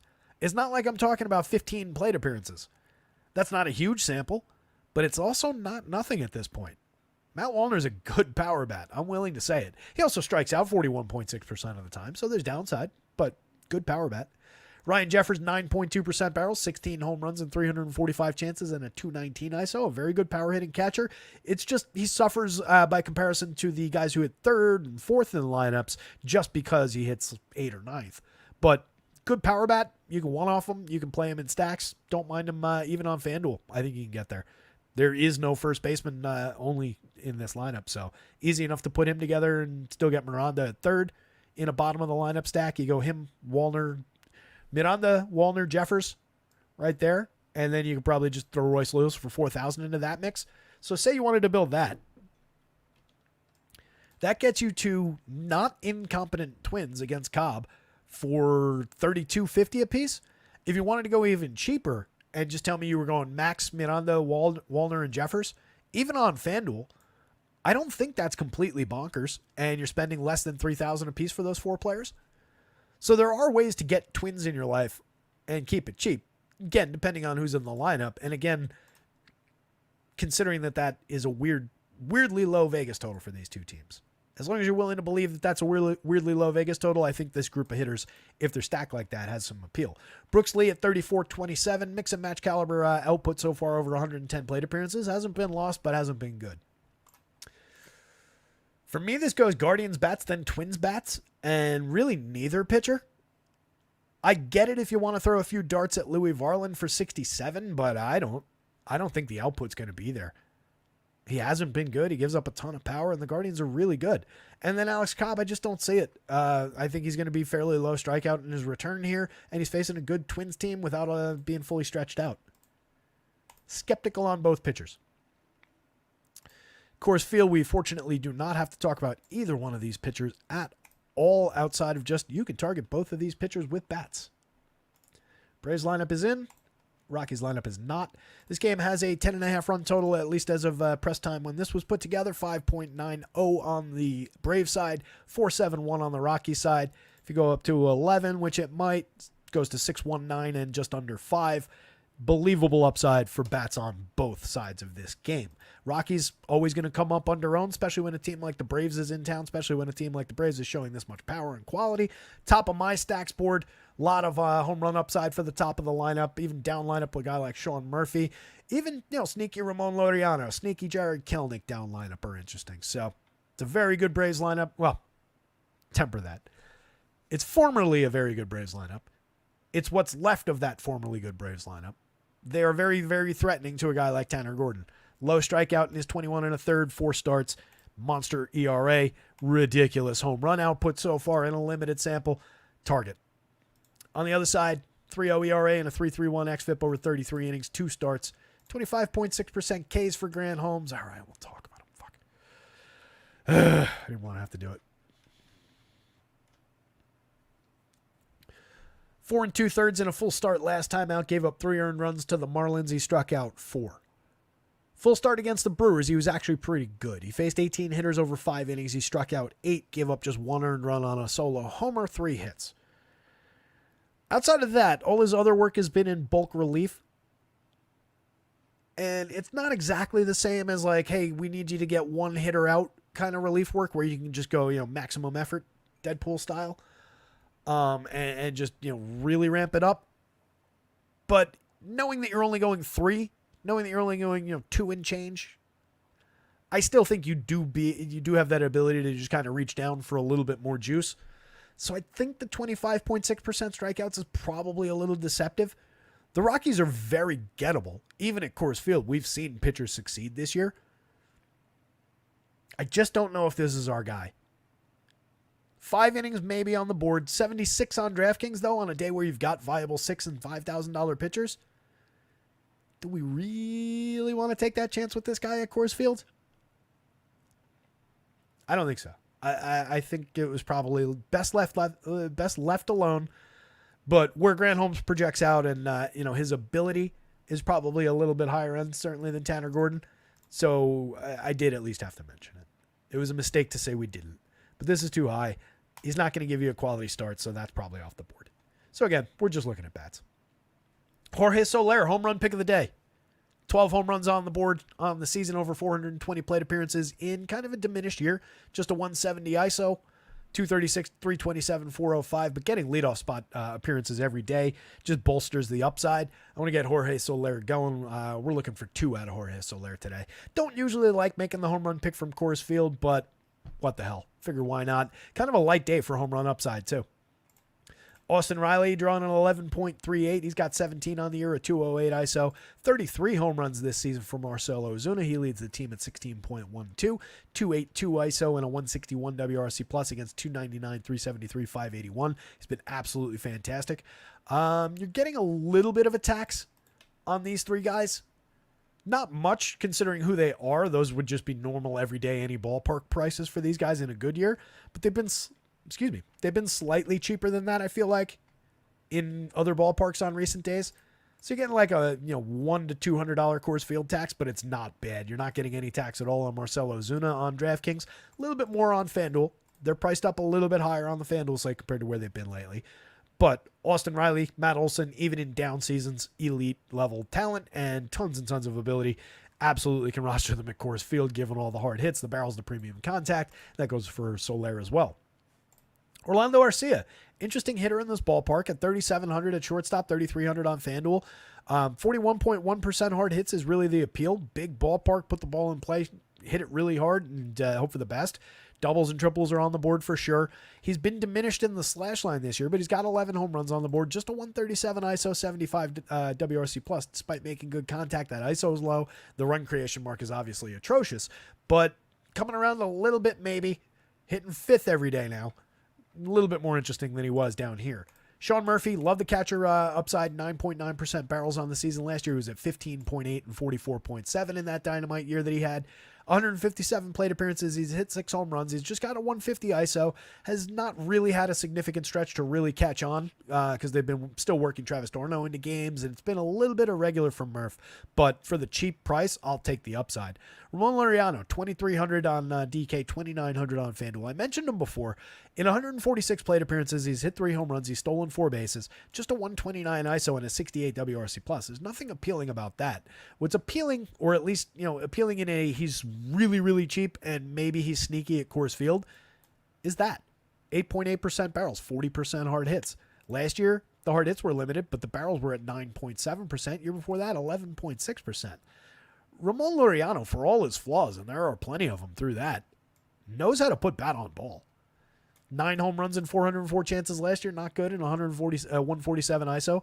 13 home runs in 383 plate appearances the year before that, just a 165 ISO. He hasn't seen great results in a results-based sense, which is not predictive at all. He's been bad, and it's been for multiple seasons now. But for counting stat upside, for just the ability to throw the bat out there and strike the ball pretty hard for 2,300 twice, sneaky option who will be under-owned by comparison to everybody else at Coors Field. Jared Kelenic, 3,900, 3,300 from the left side, 13 home runs, 6 steals, and 91 WRC+. Mix and match part, fairly high strikeout at 36.3%, but we worry about that less against Tanner Gordon. Oh, I'm sorry, 29.5. 36.3 was Ramon Laureano. Same thing applies. Whit Merrifield, low strikeout, medium walk, limited premium contact, played his way out of Philly, caught on with a division rival, 3 home runs, 13 steals on the season, a 71 WRC+. On the Rocky side, they are definitely interesting against Grant Holmes, despite the decent output so far from Holmes. They're cheap by comparison to the Braves. They're cheap by comparison to basically anybody playing in any park today. A little bit more expensive on FanDuel, it looks like, but very manageable, very playable. Charlie Blackmon gets on base at a decent clip, 326 on base, but just an 88 WRC+. He's a limited correlated scoring option at best from the top of the lineup against a bad righty. You can play Charlie, but I like going in other directions with this team. Ezequiel Tovar, top priority from this team, 282, 305, 477, 19 homers, 4 steals, a 195 ISO, and 99 WRC+. No issue slotting him in at shortstop at 46-34. I think it's a good play. 19 home runs and 21 steals out of Brenton Doyle, 200 ISO, a 101 WRC+. The only guy in this lineup projected lineup creating runs better than average. A couple guys floating in that territory, but only Doyle's managed to turn the trick. 11.5% barrels, 42.7% hard hits. Ryan McMahon, 12.1% barrels, 50% hard hits. Greatly diminished after the hot start, but still holding down a good Ryan McMahon season. 250, 340, 422. 172 ISO could be better. 16 home runs is fine, but most of them came earlier in the season. Still a capable enough bat, and he's gotten cheap at 4,300 at Coors Field on DraftKings. 33 is fine on FanDuel. That's where I would expect to find Ryan McMahon. Brendan Rodgers, I've talked about a few times recently. Not really putting it together in terms of the results. 275, 323, 406 is okay.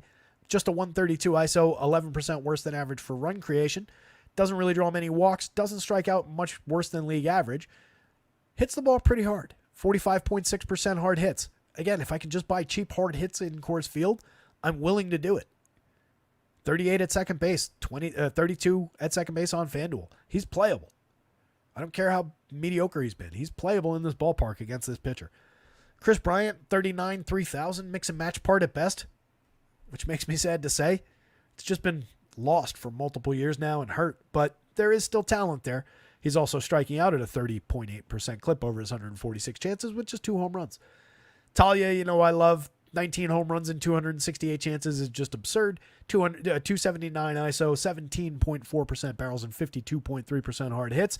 Gets a good shot at mediocrity from Grant Holmes here, so definitely some upside for Talia.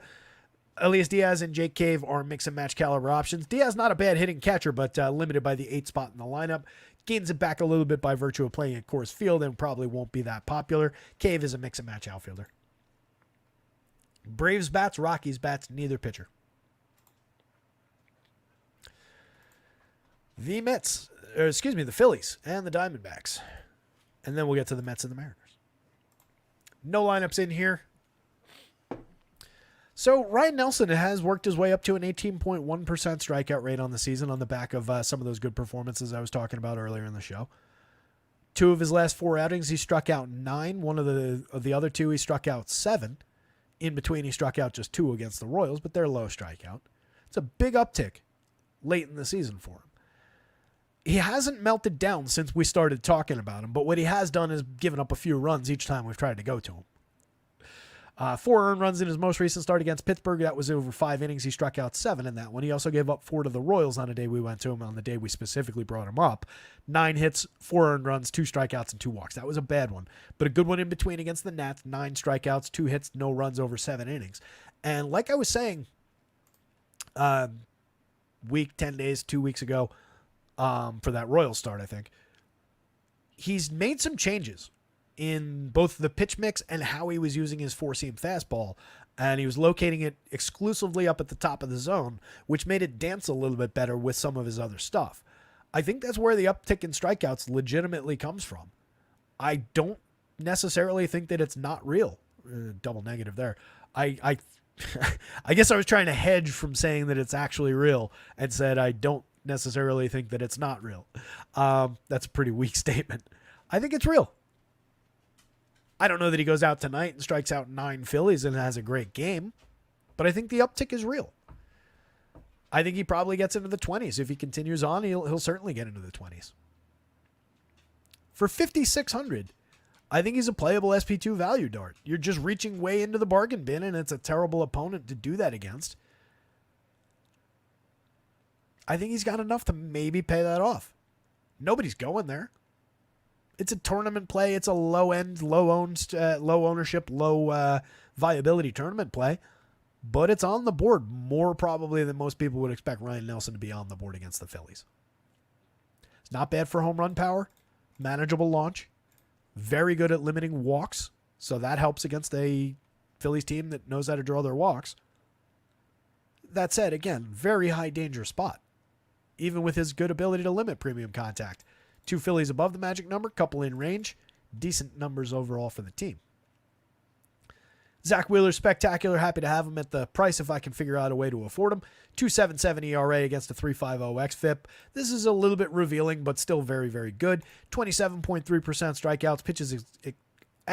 Pitches for excellent depth. One of the better options for depth in all of baseball. 136 and 2/3 over 22 starts. Absolutely elite at limiting premium contact, inducing weak and medium contact, 32.6% hard hits, 86.2 miles an hour of exit velo. Challenging day to roster Diamondbacks bats. They look pretty limited against Wheeler. Wheeler looks pretty good against them. He's going to be a little bit less owned than some of those other pitchers at the top of the board, and he fits in the number 2 spot projection-wise. He's going to be more popular. The two guys, obvious guys against the 2 bad teams, are going to be your most popular pitchers of the day. So getting to Wheeler at a limited amount of ownership publicly, not a bad option at all. The Diamondbacks are not bad. They're a good team. 19% strikeout rate is not bad at all, but Wheeler's excellent. You can definitely play some Phillies against Ryan Nelson. I don't want anybody thinking that I'm not going to Phillies against Ryan Nelson. If I built more than one lineup, I'd probably have them. Kyle Schwarber, 12.39 in the home run model. Bryce Harper, 11.48. 2 absolute superstars for power. 27 homers, 25 homers for 27 for Schwarbs, 25 for Harper. In between, an elite shortstop, 306, 353, 476. Creating runs 32% better than average with 13 homers and 13 steals over just 340 plate appearances. Trey Turner's an absolute stud. Each one of those guys is a little bit cheap. I mean, it's not cheap, but it's, a little slight bit discounted. I wouldn't have objected to $6,000 for any one of those players against Ryan Nelson earlier in the season. 41, 38, 37 on FanDuel. It's weird having Schwarbs as the highest price of those guys, but that's not incorrect. These are arguably, 100, 200 low. I wouldn't have objected to each of those guys being at that price. I don't want them all at that price together. It makes it very hard to stack this team, but they're deservingly high priced. Alec Boehm having a great year. 4,800, 3,200. As we looked at the other day, everything that we've said consistently about Vinny Pasquantino from the left side at first base is also true about Alec Boehm. 14% strikeouts this year, very low strikeout rate, and hits the ball extremely hard, 46.9% hard hits. 12 home runs, 296, 351, 481, creating runs 29% better than average. He's got 78 ribbies on the season. You can see in the RBI department, and RBI is not a good stat to work with. It has very little to do in large ways with who's actually at the plate with the bat in his hands. But you can just see the consistency that I've been talking about all season of good bat on ball. And I've been talking about it again with Vinny Pasquantino, but it absolutely applies here. Pasquantino at 81 RBIs is one of the league leaders and 78 RBIs for Alec Bohm. He's not far behind. You just need guys on base because this guy is making absurdly frequent contact, and the quality of his contact is extreme when he makes it. That's why he and Vinny Pasquantino, while being, not star caliber players in a lot of ways, are among the league leaders in RBIs this season. Brandon Marsh, 36-27, quality lefty bat for a cheap price. 11 home runs, 14 steals, a 322 on base, creating runs 5% better than average. Happy to have him. He also hits the ball very, very hard. He just strikes out a whole hell of a lot more than Alec Bohm, more than double his strikeout rate. JT Realmuto, high quality catcher. Not having the greatest year, over 280 plate appearances, but give him another 280 on top of that, and I guarantee the numbers would be a little bit better. Nicky Castellanos, 39-31, 15 home runs, mix and match quality outfielder. Bryson Stott, 37-28, 8 home runs, 23 steals, mix and match at second base, but you could do worse. Johan Rojas, mostly here to play defense in center field, maybe a couple stolen bases. On the Diamondbacks side, they're really limited by Wheeler being on the mound. 5,300, 3,100 for Corbin Carroll. He's got 9 homers and 21 steals. Don't like his chances to improve on that today against Wheels. 90 WRC plus for the season. Ketel Marte having a great year. 29 home runs, a 258 ISO, creating runs 49% better than average. Elite level contact for a second baseman.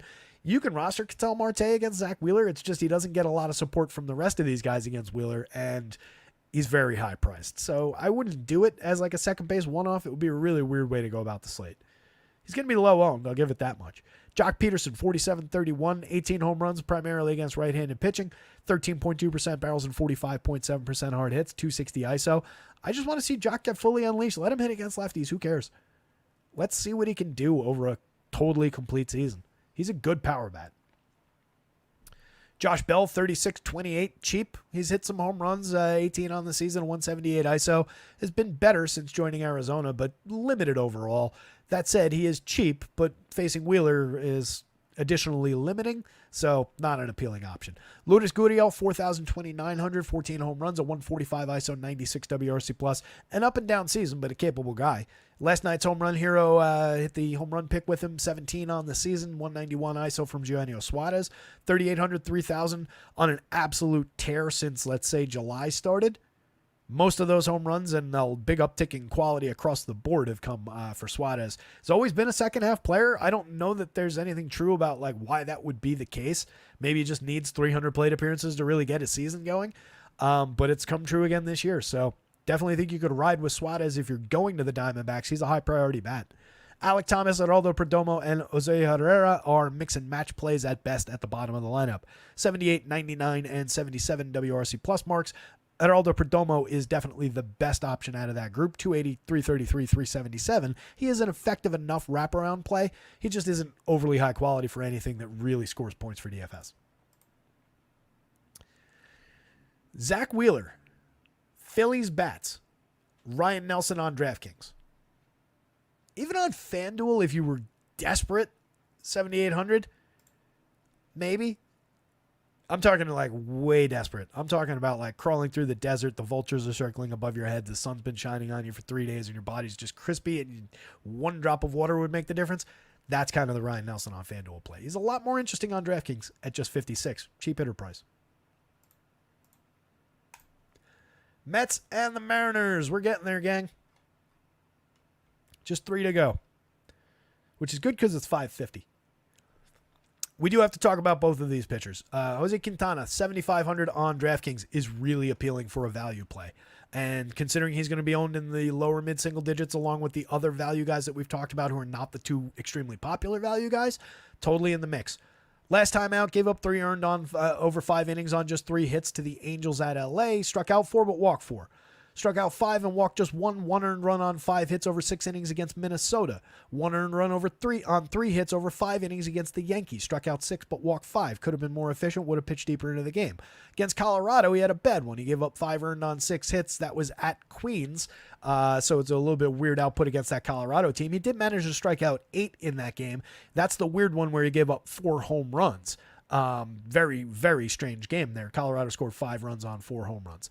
2 7-inning starts prior to that, both against the Nationals. No earned runs in either one of those. So leaving out that Colorado game, in 5 starts, 5 out of 6 starts, except 5 out of his 6 most recent starts, with the exception of the Colorado game, he's given up a total of 5 earned runs. To the Nationals twice, the Yankees, the Twins, and the Angels. He doesn't have great strikeout numbers, but he found a few along the way in some of these games. And he's given up, 10, 11, 19, 22 hits across those 5. I think I threw the Rockies game into that one. He's not good. He's effective, but not good, if that makes sense.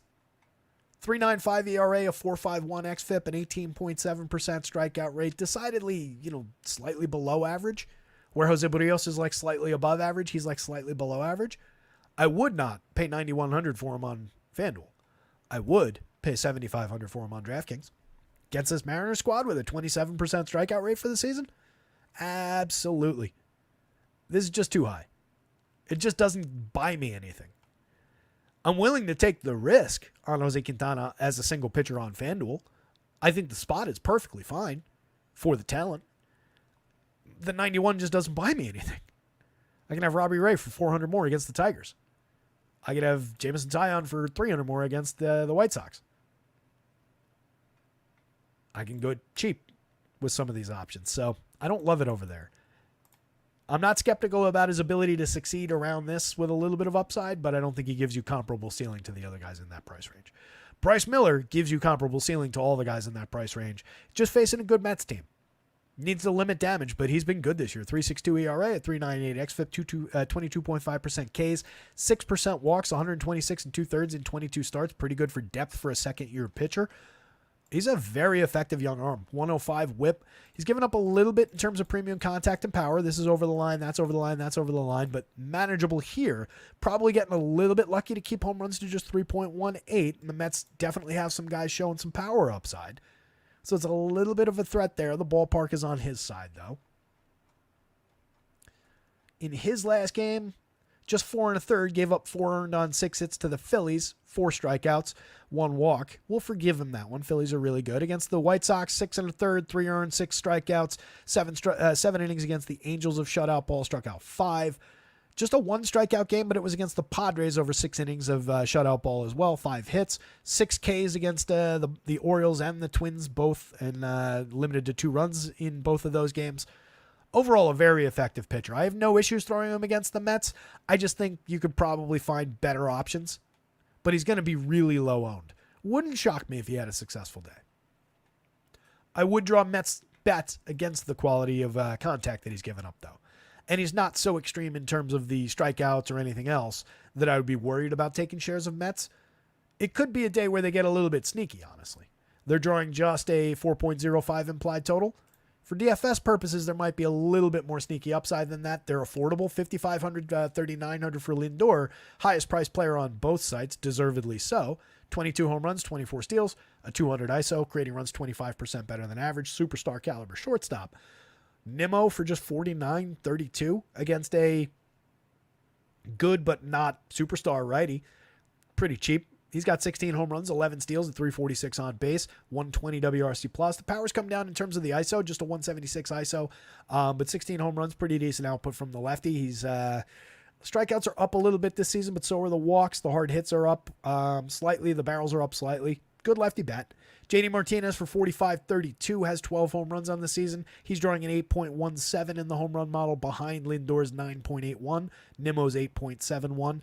And Alonso's 10.88, who lands in the cleanup spot. Alonso for just $5,000, 3,300, 25 homers, 230 ISO. Tremendous power bat. Not the best output in other senses. For the hitter that he is, he should probably drive in a few more runs, but a lot of that's not his fault, as we discussed a moment ago. He barrels the ball, but not quite as frequently as last year, but more hard hits. I just want to see a little bit more from Pete Alonso. But he's a good option, and he's not expensive in the cleanup role. Jesse Winker, like a lot for 3,500, 2,800, 11 home runs, 14 stolen bases, 152 ISO, but a 123 WRC plus. Hasn't been a tremendous power hitter this season, but a very high quality left-handed bat that knows how to draw a walk. Even against the low walk rate, we could see Jesse Winker on base a few times via the free pass. Adds upside to the Mark Vientos and Francisco Alvarez plays, the two young sluggers behind him. 17 home runs and 268 chances for Vientos, and guess what? He still costs $4,100 on DraftKings. 17 home runs at 269 ISO, 144 WRC plus, 16.3% barrels, 43.8% hard hits. Why not? Let's make him 4,100. 31 on FanDuel is more correct, but not high enough. Alvarez, 37.27 for the power hitter that he was last year and the just hitter that he is this year. I think those prices are too cheap. 40.7% hard hits to go with the 272, 333, 435 that he's put up over 210 chances. 5 home runs. The power's been more limited, but he's creating runs 19% better than average, and he's actually hitting the ball frequently this year. I'll take this version. I like it. McNeil, 31-28, mix and match caliber talent. Harrison Bader, same thing, 28-27. You can play him in the outfield. 8 home runs, 15 steals, a 104 WRC plus out of him, having the better season than Jeff McNeil. The Mariners are really skippable. Even against Quintana, where like you could maybe perceive some upside, just look through that game log. Like there are not many times that Jose Quintana's gotten nailed this season. The Mariners are a lot worse than he is. That said, there are some interesting bats. Cal Raleigh drawing a 7.82 in the home run model. He's got 24 on the season, a 221 ISO to lead the team in the power department. Randy Arozarena having a down season, but still has 16 homers and 16 steals. Still an interesting, very, very highly skilled player up at the top of the lineup. Victor Robles from the right side, 3,100, 2,800, has a 279, 364, 02 triple slash, 14 stolen bases, most of which came in one big chunk over the last 2 weeks, and we're getting about a week away from that. But 122 WRC plus, a capable bat with a ton of speed off the top of the lineup. Justin Turner's a mix and match play at best from the heart of the lineup. Still gets on base at a great clip, but needs help from his friends, and he doesn't have a lot of good friends in this lineup. Jorge Polanco has had a bad season. 10 home runs, 207, 291, 338, 16% worse than average creating runs. Probably rather have Dylan Moore in the infield, 34-29, 4 positions on FanDuel, third base, shortstop on DraftKings. Not ideal positioning for Dylan Moore on DK. I'd rather him at just second base if I was going to this team, but I don't think I'm going to this team. 9 home runs, 20 steals for Moore, 103 WRC plus. He's decidedly meh. There are just way too many strikeouts in this lineup. They just leave too many holes when you try and stack them. 27% strikeouts, even against a guy like Quintana. That's problematic. Mitch Haniger, Mitch Garver, right-handed premium contact from these guys, and going back over time, but very irregular, very limited output. 208 and a 170 average, 293, 285 on base, 88, 83 WRC plus, 11 homers and 12 homers. Even the home run output has been in question this season. Leo Rivas, mix and match play at shortstop from the bottom. You don't really want to go to the 9 spot in the Mariners lineup for your shortstop. Last 2 games on the slate. Pirates, Dodgers. Jack Flaherty, top of the board against the Pirates. Going to be very popular on this slate and totally worth getting to.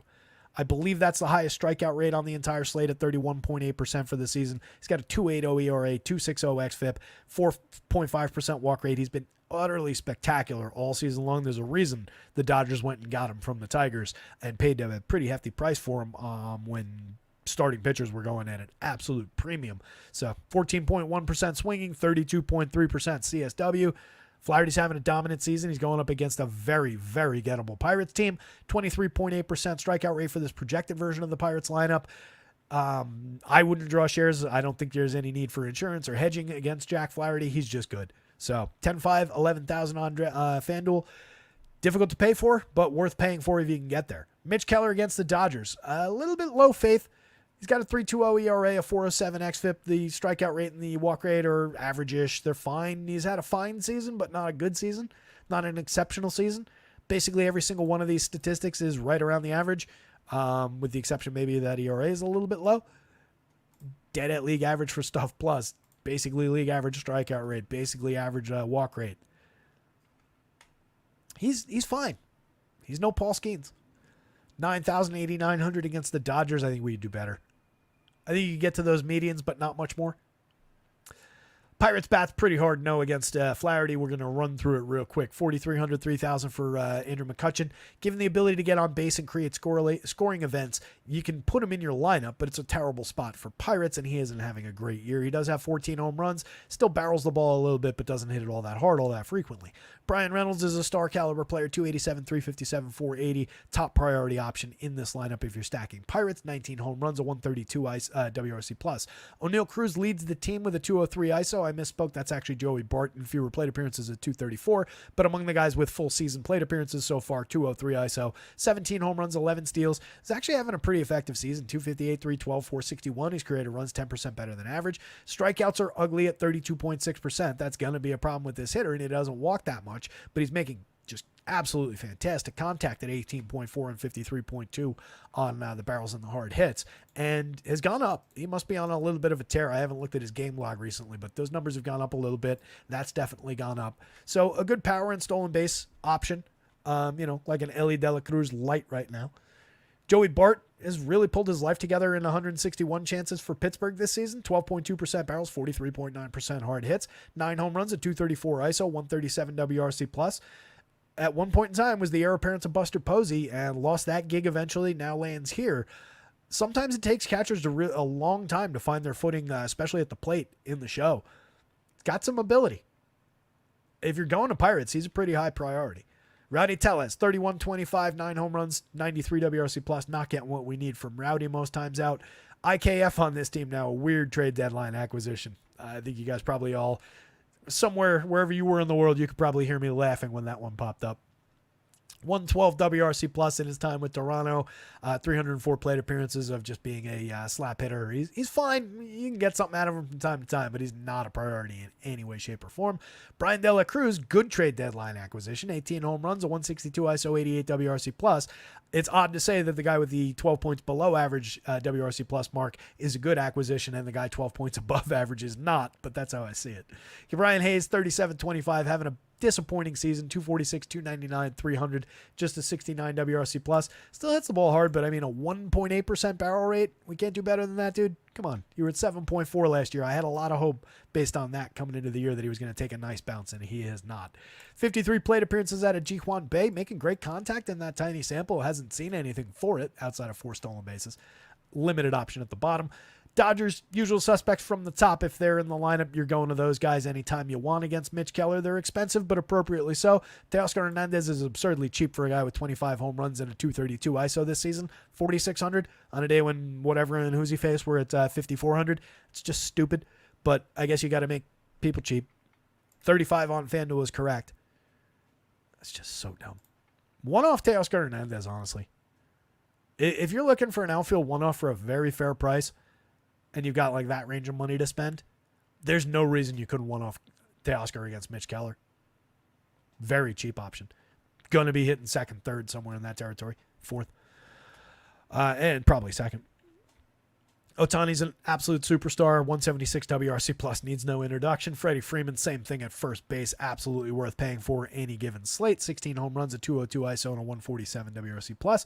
Will Smith, 5,000, 3,100, getting a little bit cheap, honestly. DK, where you got to play catchers, that's a great buy. 3,100, you can play him alongside Freddie Freeman. You probably don't play him instead of Freddie Freeman all that often on FanDuel, but alongside, no problem with it. 34-28 at second base. Gavin Lux, capable enough. 91 WRC plus, just a 116 ISO, 6 home runs, 4 steals. Hasn't been a good season, but showed us a little something over the last few weeks. Mix and match caliber play at second.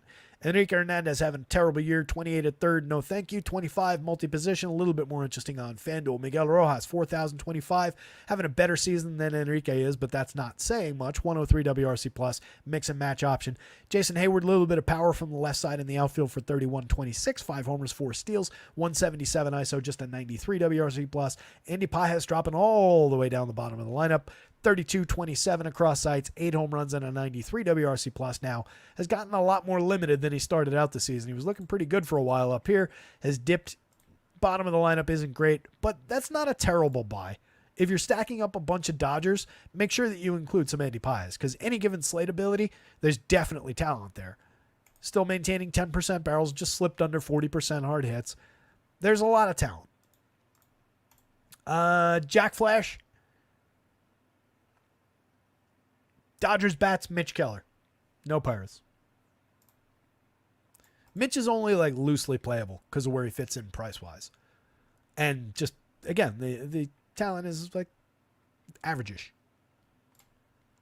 Bo Brisky's just an opener. There's no need to talk about him whatsoever. Robbie Ray, potentially elite option at 8,600 on DraftKings. Should be stupid popular. He's made just 3 starts, 14 and a third innings, but he's got a 35.6% strikeout rate, just kind of picking up where he left off. He is at a 10.2% walk rate. If you want a point of concern, this isn't relevant. In his 2 really good seasons that came before the injury, he had dropped down to, in 2021, a very, very good 6.9% walk rate against his 32.1% strikeouts. The following year, 27.4% strikeouts. Took a bit of a dip there, and he walked a few more hitters at 8%. But against his previous career numbers, those are absolutely fantastic improvements. 17.9% in 51 and 2/3, 11 starts. You would hope a few more starts that year that would have improved, but that is just awful over even 11 starts. And then the year before, 11.2% in 174, and it goes on and on that way as you go back through the years in the game log. So Robbie Ray, walks were for a very long time a major, major problem, as were home runs. He would slip up for walks, and then he would give up a big home run with guys on base. The home runs have cropped up a little bit in the short sample of starts. In his 3 starts, he's given up... He gave up no home runs to the Dodgers, oddly, in the first outing. Over 5 innings, he struck out 8 Dodgers, 1 earned run. He was fired up to make this start, I guess. In the second outing against the Athletics, he went 4 1/3. He gave up 4 earned on 7 hits and 3 home runs. 4 strikeouts, 3 walks. That's where some of that problem comes from. Had a nice uptick for K's against Cincinnati at Cincinnati, which can be a problematic team and ballpark to play in.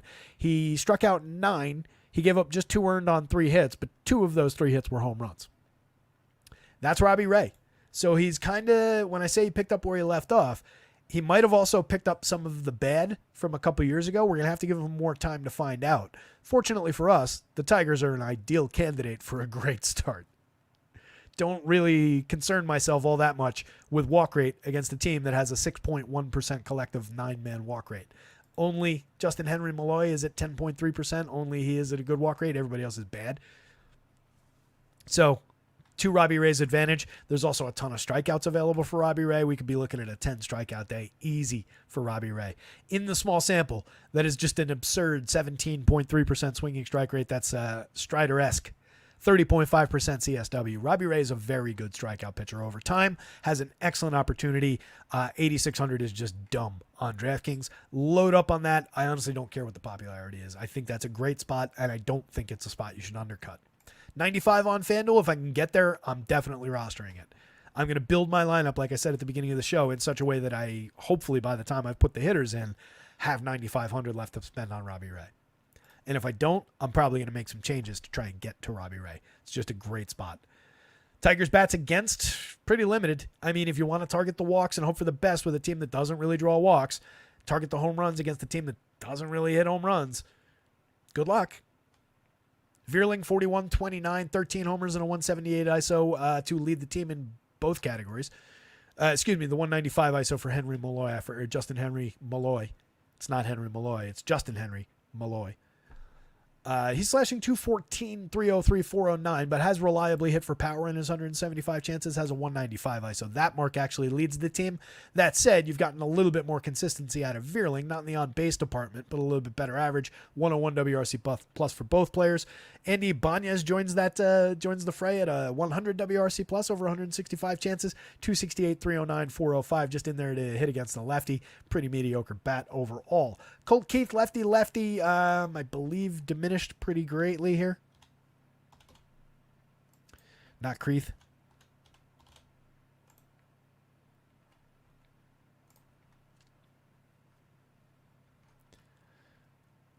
No, actually, he's been all right.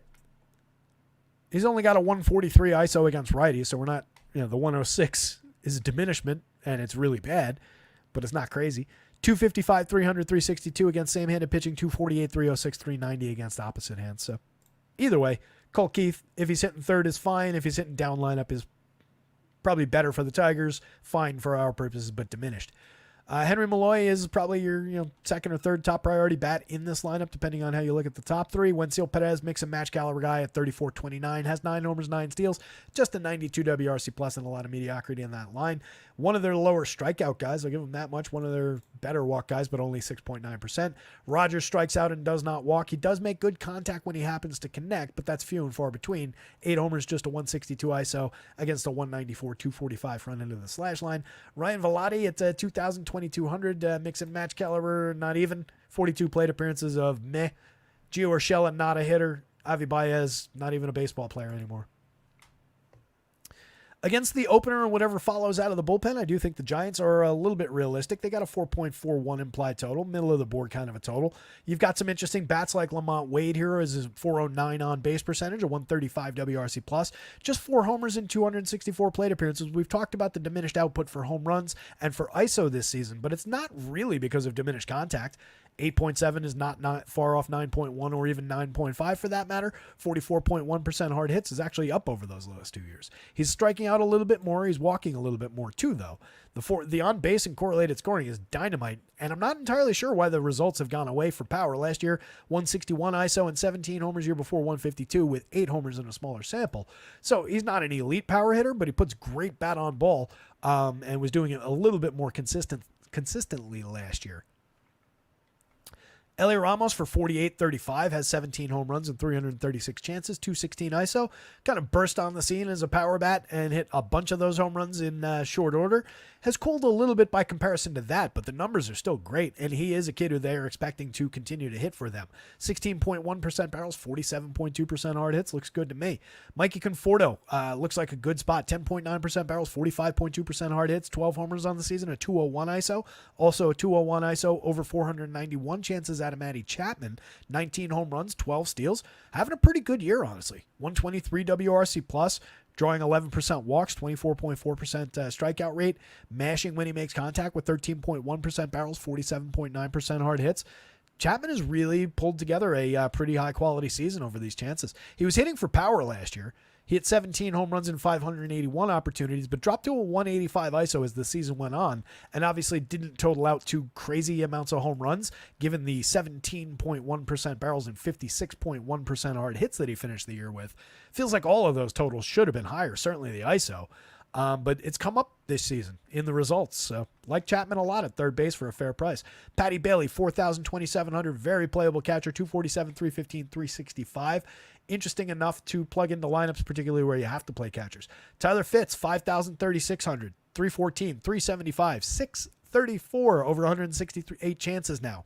12 home runs, 10 stolen bases, 320 ISO, 181 WRC plus. I continue to not think that Tyler Fitzgerald is Bobby Witt, but he's starting to get more and more convincing in his argument. Obviously, that's a little bit facetious on my part, but kid's been really good, has the reputation to be a pretty good hitter. He's getting on base at an elite clip. I think he's definitely worth playing if you're going to the Giants. He's just crept up there in pricing. Yaz for just 34.28 can be in my lineup if I'm stacking a bunch of Giants lineups together. Pretty good contact from the left side at 10.1 and 42.7 in barrels and hard hits. 9 home runs, a 198 ISO, 114 WRC plus. Has been a good lefty bat over the last few years. I have no issues with shares of Yaz. There was no way I was getting through at our Encarnacion without clearing my throat. 29.26. He's cheap. He does have a little bit of believable power upside. 23.5% barrels and 52.9% hard hits in what's probably like 4 batted ball events across his 26 plate appearances. Was hitting a little bit in the minors. Definitely an interesting piece for a cheap price. And then Brett Wisely, mix and match caliber option in the infield if you need him at the bottom of the lineup. This is very much Robbie Ray, specifically on DraftKings. Just roster that as much as possible. I don't care that he's going to be highly owned. If it doesn't work, it doesn't work. It's a major, major spot. 95 on FanDuel. Again, if I can get there, I'm going to get there.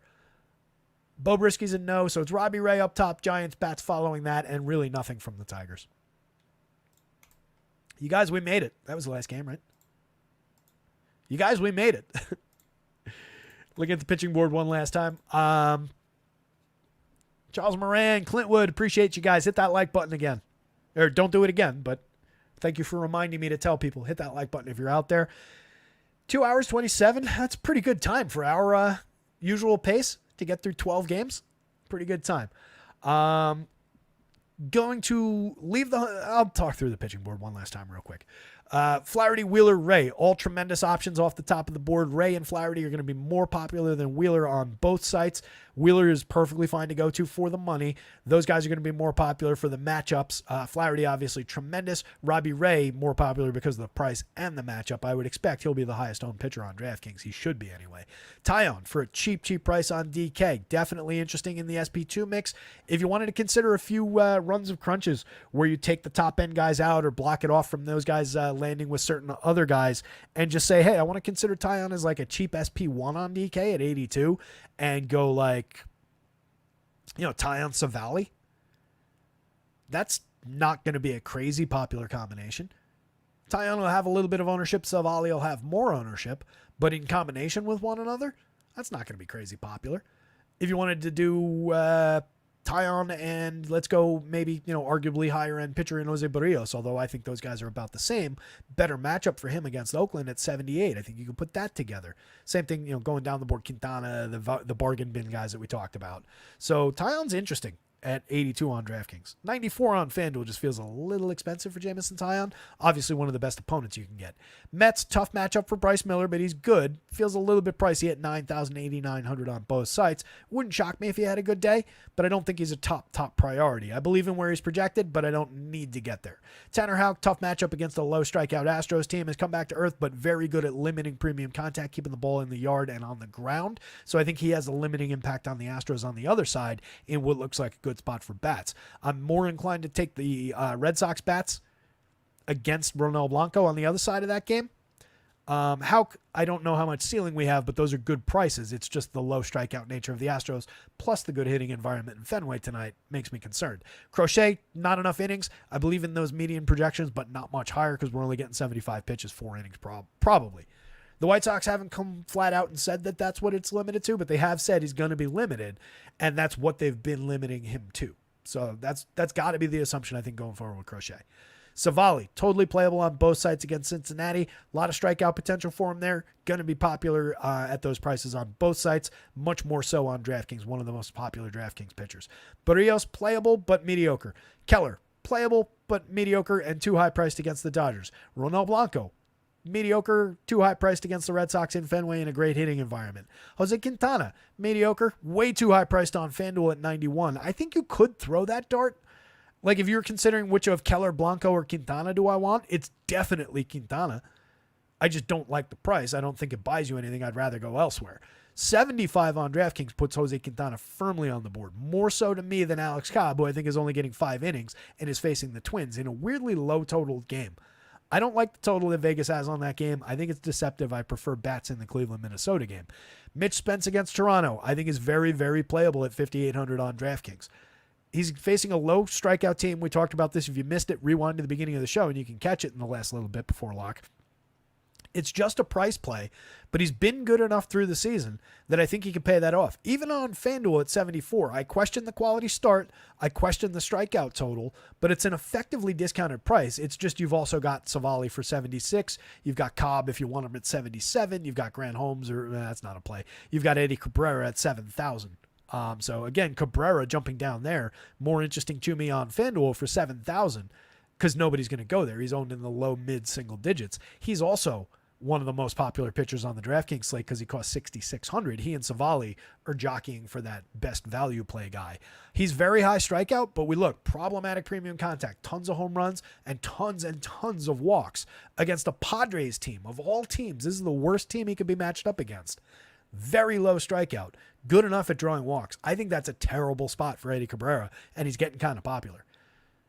Grant Holmes, just a no for me in Colorado. I believe there's a little bit of right-handed strikeout potential there, maybe, but I'm just not on a deep pitching slate. I don't think we need to tangle with it. Everybody below that,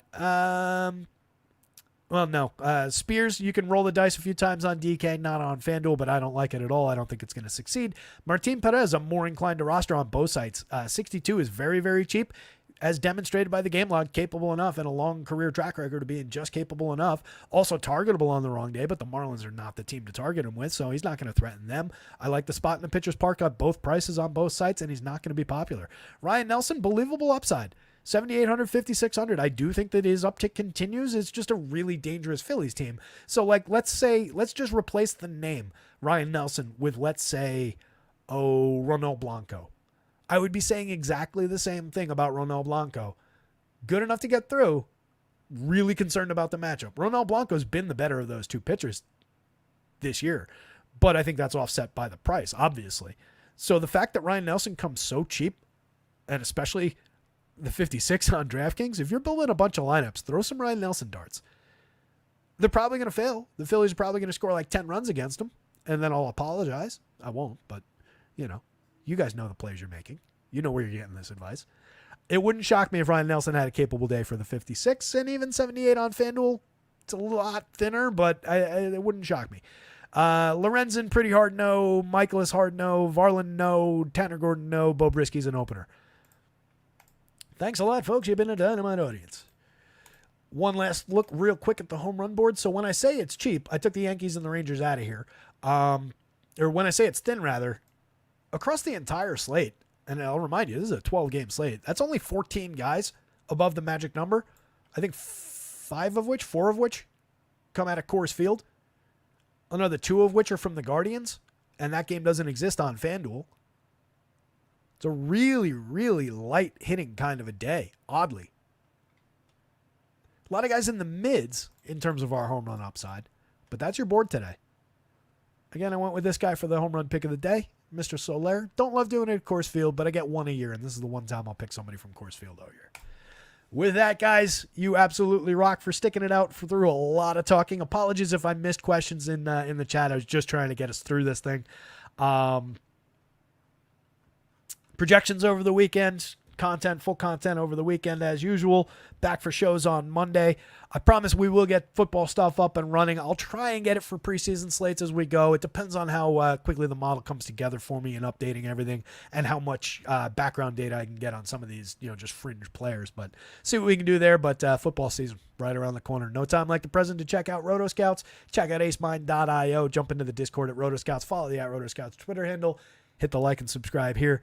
Good luck out there tonight, gang. Somebody go win something. We'll see you on Monday.